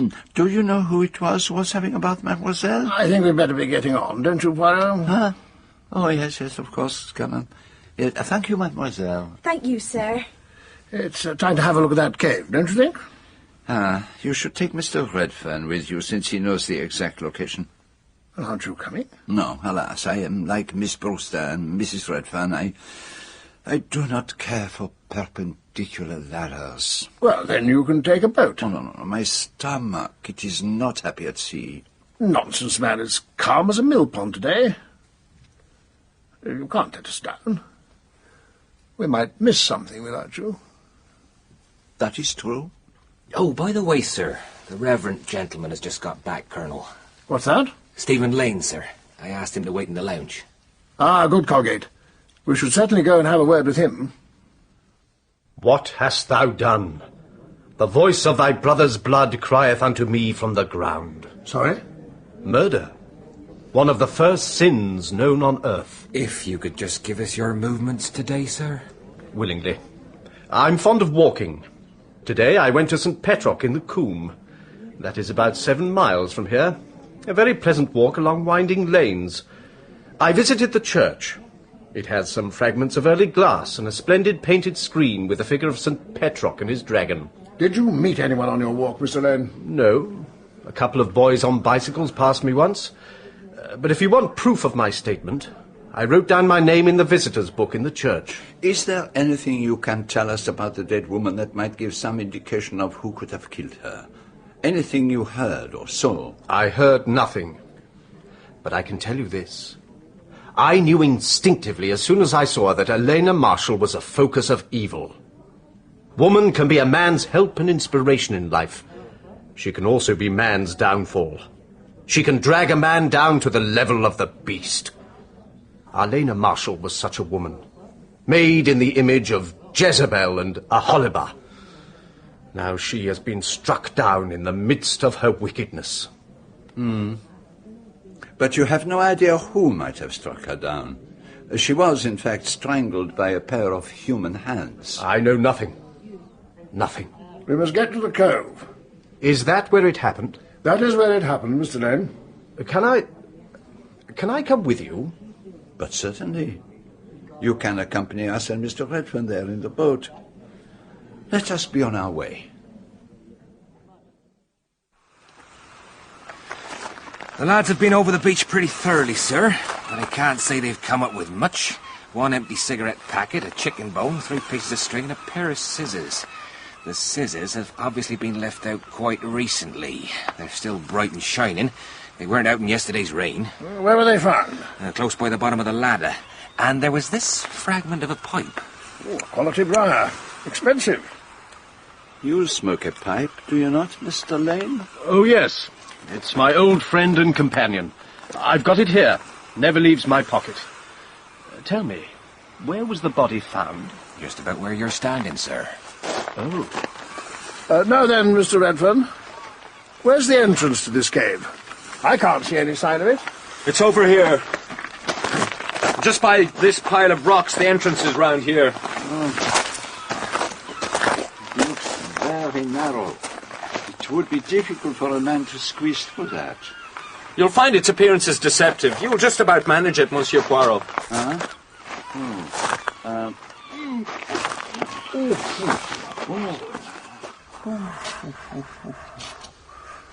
Yes, quite a handy little place. You'd never suspect it was here from the outside. What is it, Poirot? Trace of perfume, perhaps? Well, I can't smell anything. Doesn't seem to be anything of interest. There is a ledge up there.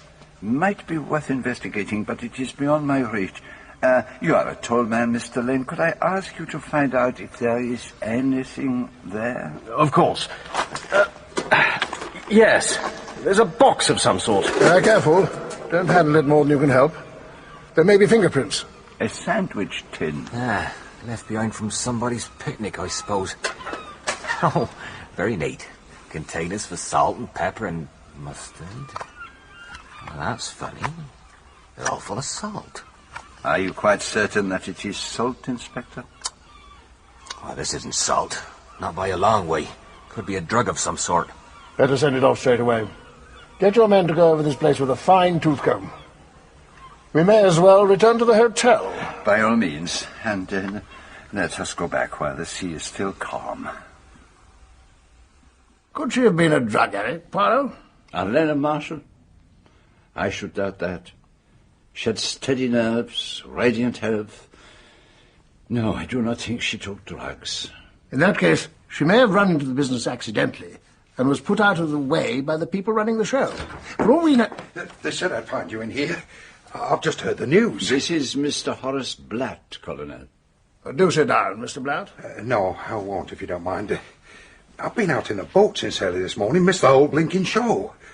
She was strangled, was she? She was, Mr. Blatt. Nasty. Very nasty. And mind you, she asked for it. Hot stuff. Très moutarde, eh, Monsieur Poirot? Any idea who did it? Well, you know, we're supposed to be asking you the questions. Oh, far away, then. You said you went sailing this morning. What time would that have been? I left here at 10:15. Was anyone with you? Not a soul. All on my little lonesome, Colonel. Where did you go? Along the coast in the direction of Plymouth. Well, I didn't get very far. Not much in the way of wind. In the end, I gave it up as a bad job and headed for home. Well, that's about it. Thank you, Mr. Blatt. One thing I can tell you. It wasn't me. The fair Arlena had no use for me. She had her own blue-eyed boy. And if you ask me, Marshall was getting wise to it. Now, what makes you say that? I saw him give Redfern a dirty look once or twice. Bit of a dark horse, Marshall. Looks as if he's half asleep most of the time, but I did hear that he nearly killed a bloke who'd welched on him over a business deal. I'll give you that for what it's worth. We believe that Mrs. Marshall went to Pixie Cove this morning to meet someone. Have you any idea who that someone might be? Redfern. No question. No, it was not Mr. Redfern. Well, then I haven't the foggiest. Well, it couldn't have been Gardner. His wife never lets him out of her sight. Mind you, I have seen the Reverend looking at her a good bit. He may have thought she was the daughter of Satan, but I bet he wouldn't have minded getting his fingers burned. Anyway, if that's it as far as I'm concerned, I'm off to the bar. Thank you, Mr. Blatt. What do you make of him, Poirot? You've seen more of him than I have. He likes to play the role of the rough diamond. But today there is something I have not seen before. Oh, and what's that? I think he is nervous. It didn't take them long to identify that stuff we found in the sandwich box. Diamorphin hydrochloride. Heroin. No, that's more like it. I'll wager that this is at the bottom of the whole business. A bit closer to the mark than worrying about people running bars and throwing bottles into the sea. Excuse me, Colonel Weston, may I have a word? What can I do for you? Can you tell me what arrangements I can make about the funeral? I think the inquest will be the day after tomorrow. Thank you. I'd like to return your letters, Captain. Thank you, Inspector. I hope this means that my character is clear. Looks very much like it. The chambermaid heard you typing, and Miss Darnley told us that she came to your room at 11:20, but you looked so busy she didn't want to disturb you. She said you didn't even notice her. As a matter of fact, she is wrong. I did see her, though she may not have been aware of the fact. I caught sight of her in the mirror. And now I better get these letters to the post. Where will the inquest be held? In the old courthouse in Lethercombe.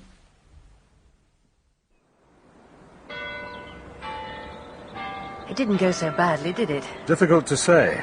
They were so cautious. Any idea what the police think? They say they're perfectly happy with my alibi, but they still seem pretty suspicious. There are times when I can't believe that any of this really happened. Don't you worry. We'll pull through, all right? But we'd better be getting back. Linda will be getting anxious. What happened, Daddy? What did they say? Inquest adjourned. For a fortnight. That means they haven't decided. More evidence is needed. But what do they think? Well, whatever the police think, they're not giving it away at present. We shall all just have to wait. Look, Linda, I've got a couple of urgent phone calls to make. I'll be back as quickly as I can. Try not to let it worry you so much. I know it's all been very terrible, but it's no good brooding over it. I mean, it isn't as if you were fond of Arlena. No, I wasn't fond of her.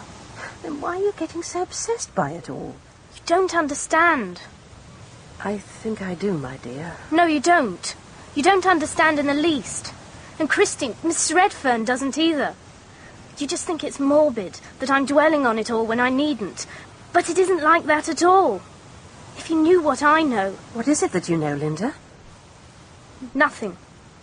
Be careful, Linda. Be very careful. Arlena is dead. That's all there is to it. Forget it all, and for goodness sake, hold your tongue. If Father... Don't talk about it. I've got to say one thing. My mother... What about her?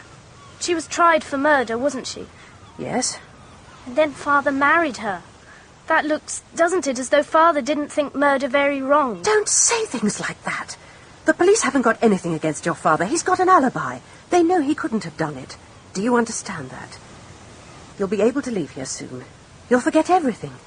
You'll see you will. I shall never forget. Never. Madame Redfern, There is something I wish to know. And what is that? It was a chance phrase of yours the other day that caught my attention. Oh, really? You were describing how you went into Linda Marshall's room and found her absent, and how she returned and you asked her where she had been. And I said she had been bathing. No, but you did not say that. Your words were, she said she had been bathing. It's the same thing. No, madame. It is not quite the same thing. It suggests that it was not evident to you that she had been bathing. Now, what was there about her appearance or her manner that led you to be surprised when she told you that? That's very clever of you. I remember now. I was a little surprised because she was carrying a parcel in her hand. A parcel? Do you happen to know what was in it? As a matter of fact, I do. The string broke and they were scattered all over the floor. What was scattered? Candles. I helped her pick them up. Candles. And how did she react when this happened? She was upset, embarrassed. But I don't understand what this is about. Have you seen a book like this before? I'm not sure. It may have been the one Linda was looking at in the lending library in Leathercombe the other day. She put it back on the shelf when she noticed me. I don't know what it was exactly. I'll see for yourself. A history of witchcraft, sorcery, and the compounding of untraceable poisons. I don't understand. What does it mean? I fear it may mean a great deal. One more question. On the morning of the murder, did you take a bath before you went out to play tennis? Why on earth should I do that? I wouldn't have had time anyway. Why do you ask? Oh, it is of no importance. So, it's my turn, is it? I do not understand, mademoiselle. While the Chief Constable was conducting his little inquisition, you sat by and said nothing. Now I think you are conducting your own inquiry. First Christine Redfern, and now me. You are very intelligent, mademoiselle. I've thought so ever since I arrived here. It would be a pleasure to discuss this business with you. You want to know what I think about the whole thing? It would be very interesting. I think it's really very simple. The clue is in Arlena's past. The past? Well, not necessarily the very remote past. Arlena was fatally attractive to men, and I suspect that she got tired of them rather easily. And then discarded them. Exactly. And amongst her followers was a man who resented that. Probably some tepid little man, vain and sensitive. I think he followed her down here, waited his opportunity, and killed her. The day of the murder, it was glorious sunshine. But on the day before, there was rain and thick mist. Anyone could come to the island then without being seen. He only had to go down to the beach and spend the night in the cave. That mist, Monsieur Poirot, is important. There is a good deal of truth in what you have said. Anyway, that's my theory for what it's worth. Now, tell me yours. Mademoiselle, I am a very simple person.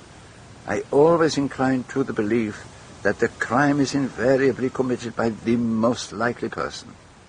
From the very beginning, it seemed to me that one person was most clearly indicated. Go on. But you see, there is what you call a fly in the ointment. It seems impossible for that person to have committed the crime. Well? So what do we do about it? That is the problem. May I ask you a question? Of course. When you came in to change for tennis on the morning of the murder, did you take a bath? A bath? What do you mean? You know, a bath. You turn on the taps, it fills up with water, you get into it. No, Monsieur Poirot, I did not take a bath. So, nobody took a bath. That is extremely interesting. I suppose this is the Sherlock Holmes touch. No. Will you permit me to be impertinent, madame? I'm sure you couldn't be impertinent, Monsieur Poirot. That is very kind of you. Then may I venture to say that the scent you use is delicious. It has a nuance, a delicate, elusive charm. Gabrielle number 8, I think. How clever you are. Yes, I always use it. So did the late Mrs. Marshall. It is chic, eh? And very expensive. I happen to like it. You sat where we are now, mademoiselle, on the morning of the crime. You were seen here, or at least your sunshade was seen, by Miss Brewster and Mr. Redfern as they passed by in their boat. During the morning, are you sure you did not go down to Pixie Cove and enter the cave there? Are you asking me if I killed Arlena Marshall? On the day of the murder, someone had been in that cave who used Gabrielle number 8. You just said yourself, Monsieur Poirot, that Arlena Marshall used the same scent. She was on the beach there that day. Presumably she went into the cave. But why should she go into the cave? It is dark and narrow there, and extremely uncomfortable. Don't ask me for reasons.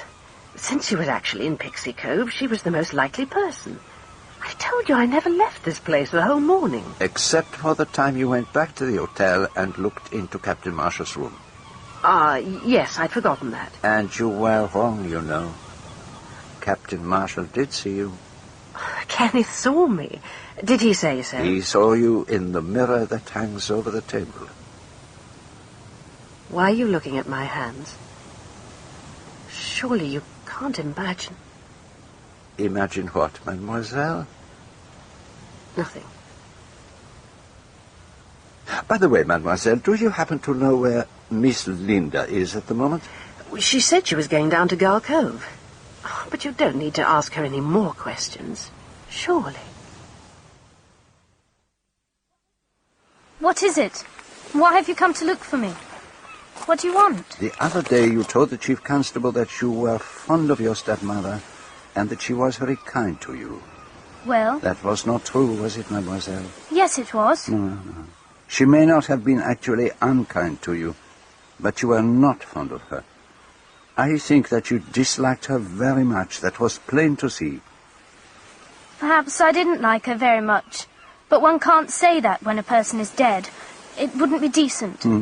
Did they teach you that at school? More or less. When a person has been murdered, it is more important to be truthful than decent. I suppose you would say a thing like that. I would say it.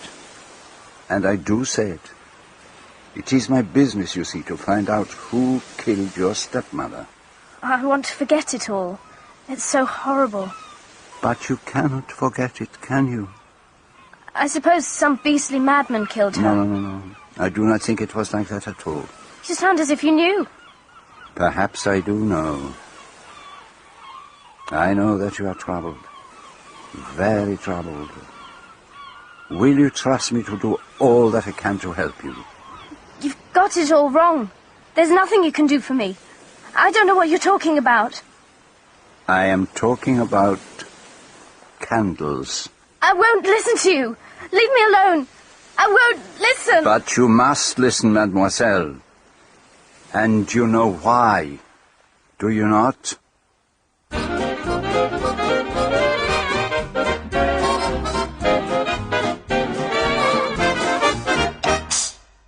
It seems that I am fated never to take the holiday without a body turning up to interrupt it. I was staying at the Jolly Roger Hotel on an island off the Devon coast when the corpse of Arlena Marshall was found in a deserted bay. She had been strangled. At least 3 of the guests at the hotel had good reasons to wish her out of the way, and, to further muddy the waters, there were indications of drug smuggling, witchcraft, and blackmail. Blackmail, Colonel. I'm sure that's what this is all about. I've been going into the details of Mrs. Marshall's finances with her lawyers. You remember that she was left £50,000 by Sir Roger Erskine? The old boy who was supposed to have been totally infatuated with her. That's the one. Well, there's only 15,000 left. And do we have any idea what's become of it, Colgate? Well, that's just the point, sir. She seems to have handed it over, either in cash or in negotiable securities, so that it couldn't be traced. It certainly sounds like blackmail. And from what Mrs. Redfern told us about the conversation she overheard, we have to assume that the blackmailer is someone staying in the hotel. Have you got any more information on the Reverend Lane? Or Horace Blatt? Stephen Lane resigned his living in Surrey just over a year ago, owing to what was described as ill health. He was treated for mental illness. It seems he had some kind of obsession about the whore of Babylon and regarded some of his female parishioners as instruments of Satan. Well, doesn't help us much with the blackmail angle. But he could have convinced himself that it was his appointed duty to get rid of Arlena Marshall. Far-fetched, I admit. But these things do happen. Did you check on his alibi? He certainly signed his name in the visitors' book in the church at St. Petrock. But since the previous entry was 6 weeks earlier, he could have gone over there at any time. It's not conclusive proof that he was there on the day of the killing. And Horace Blatt? Oh, there's certainly something pretty fishy going on there. He's been making far more money than his hardware business could ever hope to bring in. So he could be our blackmailer? Or it could be dope. There seems to have been a good bit of heroin coming onto the market lately. If the Marshall woman's death is the result of getting mixed up, innocently or otherwise, with heroin smuggling, then we'd better hand over the whole thing to Scotland Yard. Do you agree? It seems a very likely explanation. Have you told Poirot all this? Oh, yes, I told him. His only reaction was to ask me for information on any strangling cases over the last 3 years. Did he now? Whenever there's an obvious explanation, trust Poirot to go barking up the wrong tree. The scent of Gabrielle number 8. A broken pipe stem. A bottle thrown from a window. A piece of green calendar. A girl's wristwatch. Someone taking a bath at an unusual time of day. Each of these must be fitted into its correct place. There can be no loose ends. A task for the little grey cells. Lost in thought, Mr. Poirot? Not at all, Inspector Colgate. You might say that I am playing a game of patience with imaginary cards. I've been looking a little further into one of those strangling cases you asked about. The Alice Corrigan murder. And what have you found, my friend? She was killed about 12 miles from Weatheridge, where the vicar was a certain Stephen Lane. Oh, that is very interesting. The husband was the obvious suspect, since the woman's life had been insured in his favour, but he was washed right out of it. The body was discovered by a passing hiker, a games mistress from a school up north somewhere, at 4:15. Now, Mr. Corrigan was coming back on a train from London and had arranged to meet his wife at a local cafe by the station at around 4:30. He waited there for half an hour and then went off to look for her. And when did the police examine the body? At 5:45 or thereabouts. The hiker had to go a fair way to the nearest phone box to report it. But what is really interesting is that the circumstances of the killing are very similar to those of another strangling case. Nellie Parsons, a rather flighty servant girl. And she, too, was murdered not a dozen miles away from Stephen Lane's vicarage. It is difficult to know which pieces are part of the fur rug and which are the cat's tail. What was that, sir? Huh? Oh, I apologize. I was following a train of thought of my own. Your mind works in a funny way, doesn't it, sir? But I dare say it all comes right in the end. Tell me, why are you so interested in these other strangulation cases? And it occurred to me that the murder in Pixie Cove might not be the first case of its kind. That's certainly a new way of looking at it. I said to myself, let us examine past crimes of a similar kind, and if there is a murder which closely resembles this one, then we may have a very valuable clue. You mean using the same method of killing? Oh, I mean more than that. The death of Alice Corrigan. Do you notice one striking similarity to the murder of Arlena Marshall? No, sir. I can't say that I do. Unless it is that in each case the husband has got a cast-iron alibi. So, you notice that. It is curious, is it not? I thought you ought to know that I've decided on a course of action, Poirot. But I'd like your opinion on it before I set things in motion. Go ahead, mon colonel. Tell me what it is. I think I should call in Scotland Yard and hand the case over to them. Although there may be vague grounds for suspicion against one or two people, I am convinced that the whole thing hinges on heroin smuggling, and that Pixie Cave was a rendezvous for the stuff. I agree. Oh, good man. And I'm pretty certain who our smuggler is. Horace Blatt. That, too, is indicated. Oh, I see that our minds have been working along the same lines. I think that Arlena was unfortunate enough to arrive at Pixie Cove just at the moment when Blatt was taking the stuff to the cave. She asked him what he was up to. He panicked and strangled her and shoved off in the boat as fast as he could go. So you definitely think that Blatt is the murderer? It seems the most probable solution. And I think the best course is to hand the case over to Scotland Yard. They have a much better chance than we have of tracing Blatt's connection with the heroin gang. Which is possible. You agree that it's the wise thing to do? It may be. Oh, damn it all, man, what's your objection? Have you got something up your sleeve? If I have, I am not sure that I can prove it. So what do you think ought to be done about it? I know what I should like to do. What's that? I should like to go on a picnic. A picnic, Monsieur Poirot?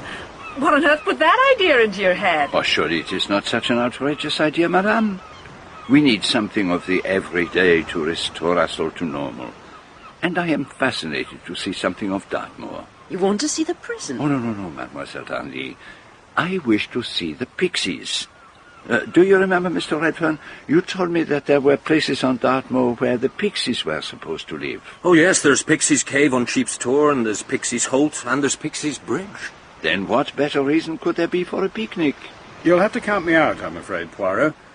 I've got a business appointment in Plymouth. Oh, it will be our loss, Captain Marshall. I trust that the others will be able to come. I shall make arrangements for our transport.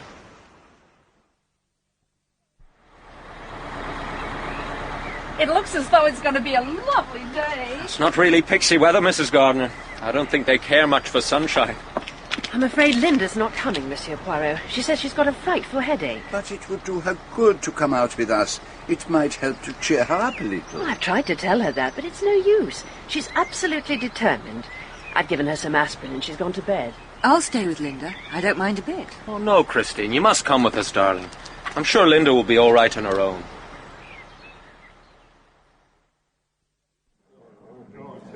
Well, Mrs. Gardner, did you have a good day? Were the pixies up to form? Oh, it was simply wonderful, Captain. The moors were just too lovely for anything. And I've had a very boring day, going through the books with my accountant.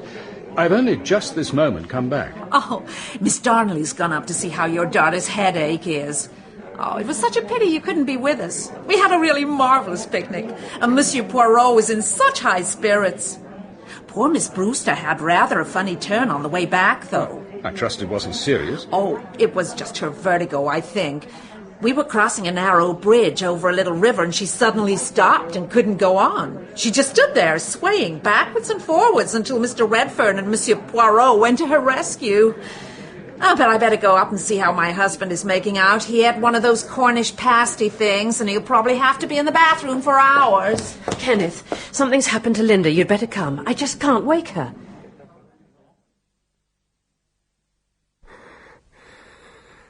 What has happened? What is the matter? I've no idea. The doctor's on his way. We think she may have taken something. It's as if you're in a coma. And there's a letter by the side of her bed. It's addressed to you, Monsieur Poirot. Mm-hmm. I think this is the best way out. Ask Father to forgive me. I killed Arlena. I thought I should be glad, but I'm not. I am very sorry for everything. Oh, the poor misguided child. There is a chance she may pull through, but the doctor doesn't offer a great deal of hope. Oh, the poor kid. How the hell did she get hold of the stuff? There was a bottle of sleeping tablets in my room. I think she must have taken them. Well, how did she know about them? I gave her one, the night after Arlena's body was found. She told me she couldn't sleep. I should have kept them locked up. Oh, it might have been wiser, darling. You mustn't blame yourself, Mrs. Redfern. She knew what she was doing. But why? What did she mean by that letter? Oh, she can't have killed Arlena. It just isn't possible. I fear it is all too possible, mademoiselle. But I was with her at Gull Cove until 12:15. You know that. But how do you know? By the evidence of Linda's wristwatch. You do not know of your own knowledge that it was 12:15 when you left her. You only know that she told you so. Oh, but the whole thing's quite preposterous. Captain Marshall, in your daughter's room after the murder, I found in the hearth a large blob of melted wax, some burnt hair, fragments of cardboard and paper, and an ordinary household pin. What's that supposed to add up to? Tucked away in her bookshelf, I found a book from the local library on witchcraft and black magic. It fell open at a certain page, describing how to cause death by moulding a wax figure supposed to represent the victim and slowly roasting it until it melted away, or by piercing it with a pin in the area of the heart. So that's what she was doing with those candles? She twisted a scrap of Arlena's hair around the figure, pierced it with a pin, and melted it in the grate. But that doesn't mean she killed her. She could quite easily have done so. If she had changed the hands of her watch, she would have had all the time in the world after Mrs. Redfern had departed to cut across the island, climb down the ladder to Pixie Cove, kill her stepmother, and return by the way she had come. I don't believe Linda killed Arlena. It's absurd. And her letter? I can't account for it. There are two possibilities.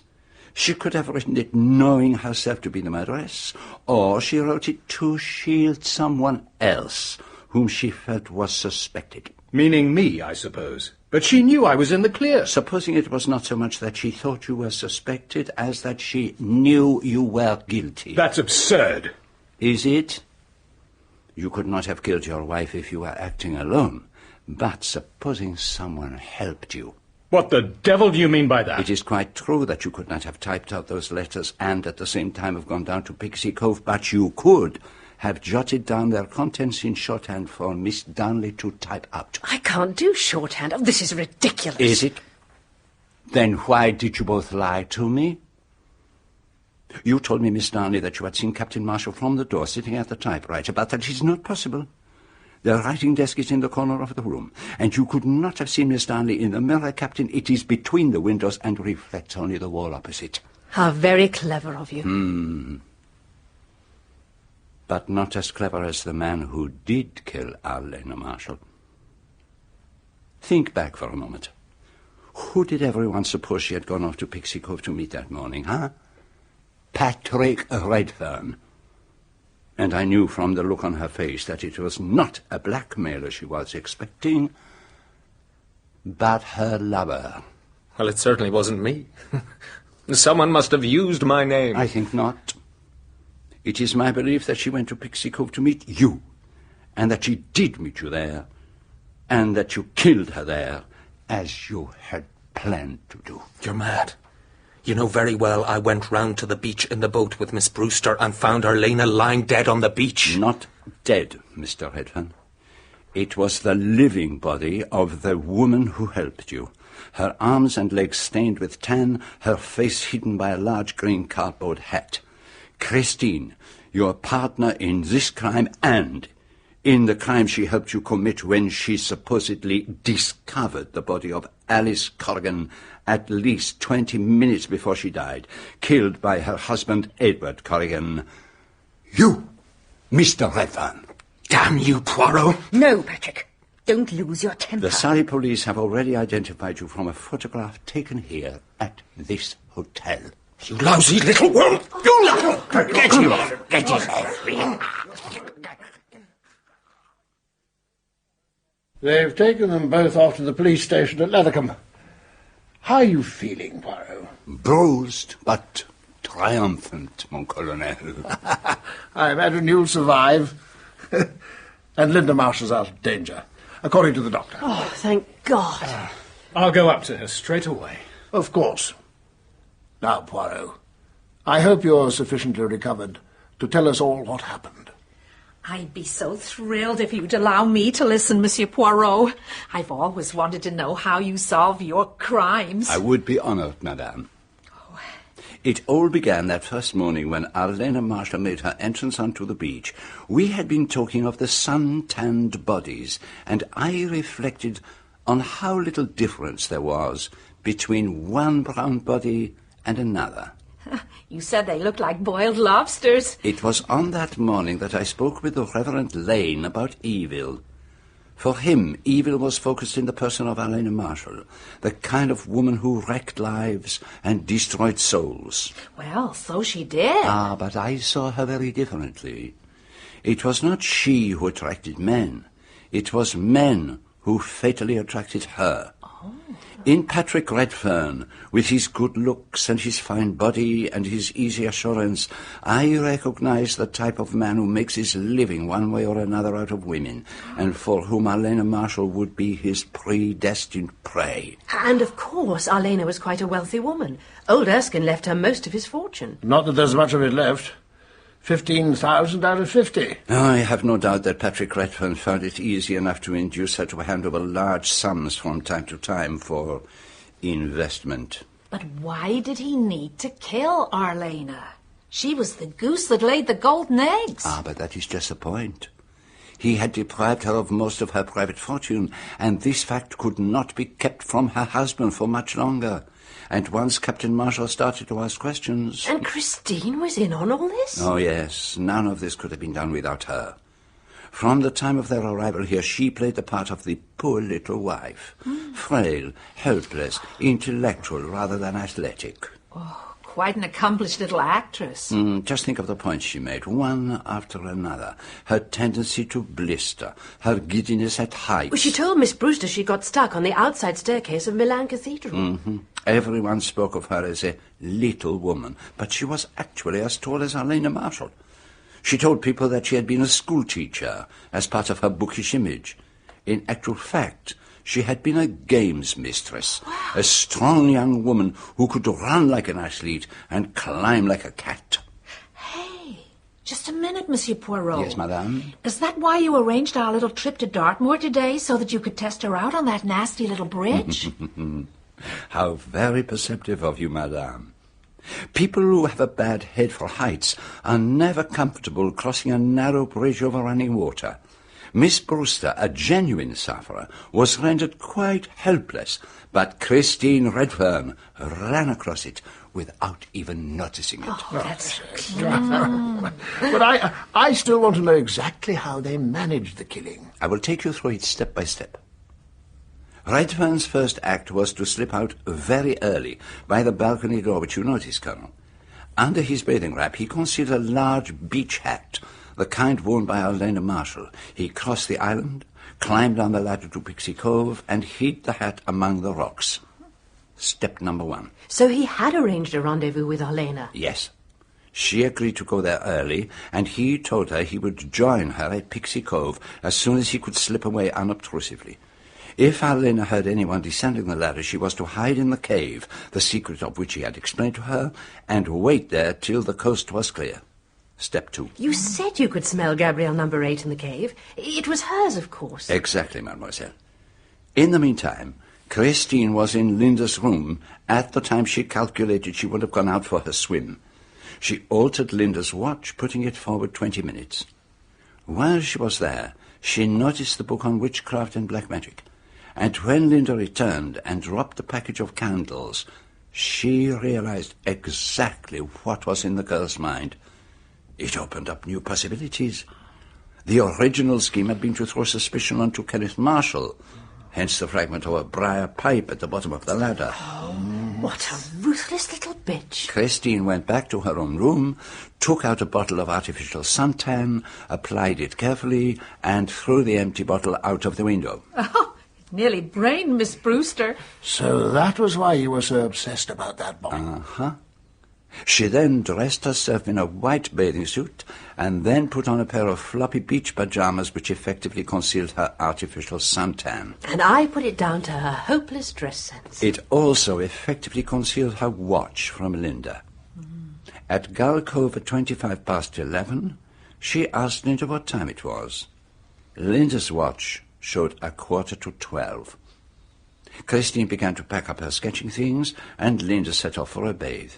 As soon as her back was turned, Christine put Linda's watch back to the correct time. She went up the cliff path and ran across the island to the top of the ladder down to Pixie Cove. She stripped off the beach pajamas and climbed rapidly down the ladder. And she must have been the last person Arlena expected to see, her lover's wife. No wonder she hid in the cave. Christine took the green hat from its hiding place and lay face down on the sand with the hat concealing her face. The timing is perfect. A minute or two later, the boat comes round the point. Remember, it is Patrick who first sees the body and who bends down to examine it. Miss Brewster does not see the face concealed beneath the hat. She sees only a sun-tanned body. And because she suffers from vertigo, she has to go the long way back by boat. Christine cuts up the cardboard hat with her scissors and stuffs the pieces into her beach bag, climbs back up the ladder, slips into her floppy beach pajamas, and runs back to the hotel. There is just time for her to have a quick bath and wash off the suntan lotion. I couldn't understand why you were so keen to know who had a bath around 12 o'clock. She burned the pieces of the sun hat in the hearth in Linda's room and added a scrap torn from a calendar so that it would appear to be a calendar that had been burned. And then she came and joined us for our game of tennis. No wonder she looked a bit flustered. Meanwhile, Patrick had gone back to the cave. Arlena could have seen nothing from there and heard only the faint sound of voices. Patrick called her to tell her that all was clear. She came out, and he strangled her. And that was the end of poor, beautiful Arlena Marshall. And am I to understand that they played the same game over the Corrigan murder? A very similar game. Again, it involved juggling with time. Christine appeared to be a totally independent witness, a passing lady hiker. She said that she had stumbled upon the body at 4:45. Patrick's alibi effectively covered him until 4:30. He sat in a cafe, apparently waiting for Mrs. Corrigan, and made certain that he was noticed, after which he went to the rendezvous which he had actually arranged with her, and murdered the poor woman. Ingenious. The police had no reason to question the alibi with which Christine had supplied him. And it was the similarity between the two cases, the corpse discovered before the actual time of the murder, that convinced me I was right. All that was necessary was to goad Patrick Redfern into giving himself away. It was a little rash, perhaps, exposing myself to danger, but it succeeded. Well, Monsieur Poirot, it's been wonderful hearing how you get your results. It's every bit as fascinating as a lecture in criminology. In fact, it is a lecture in criminology. But I still don't understand how Linda came to believe that she had killed Arlena. Remember that she is really little more than a child. She hated Arlena. She deliberately made that wax image, cast her spell over it, pierced it to the heart, melted it away, and on that very day, Arlena dies. Older and wiser people than Linda have believed in magic, and Linda was convinced that by using magic, she had killed her stepmother. And I imagined something quite different. That she knew something which would... I know what you imagined. And the way in which you reacted made Linda think that you knew what she had done. And Christine deliberately worked on her, gave her the idea of the sleeping tablets. So that everyone would believe she'd done it. But you're sure Linda will be all right? Well, that I suspect may be up to you, mademoiselle.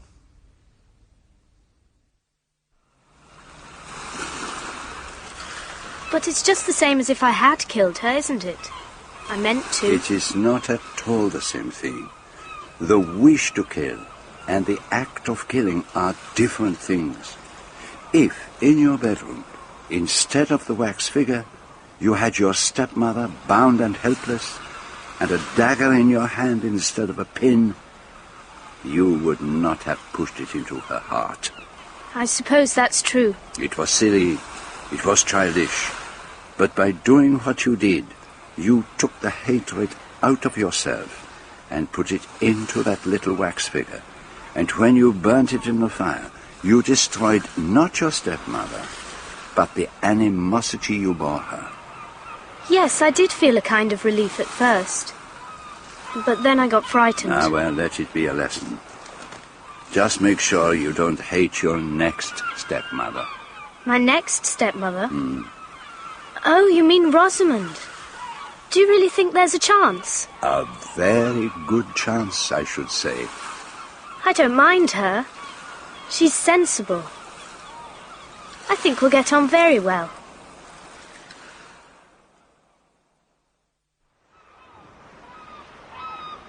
I'll tell you one thing, Poirot. The next time I hear you going on and on about a bottle thrown out of a window or a bath being emptied, I shall treat what you say with the greatest respect.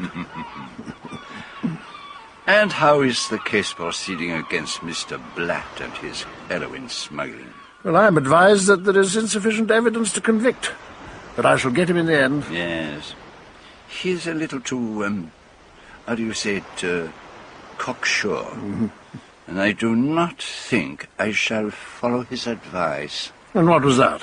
He said that I would do better to spend the summer holidays at Deauville or Le Touquet. But I think that I would prefer somewhere far away from beaches and parasols and pedalos. I never wish to lay eyes on a sun-tanned body again.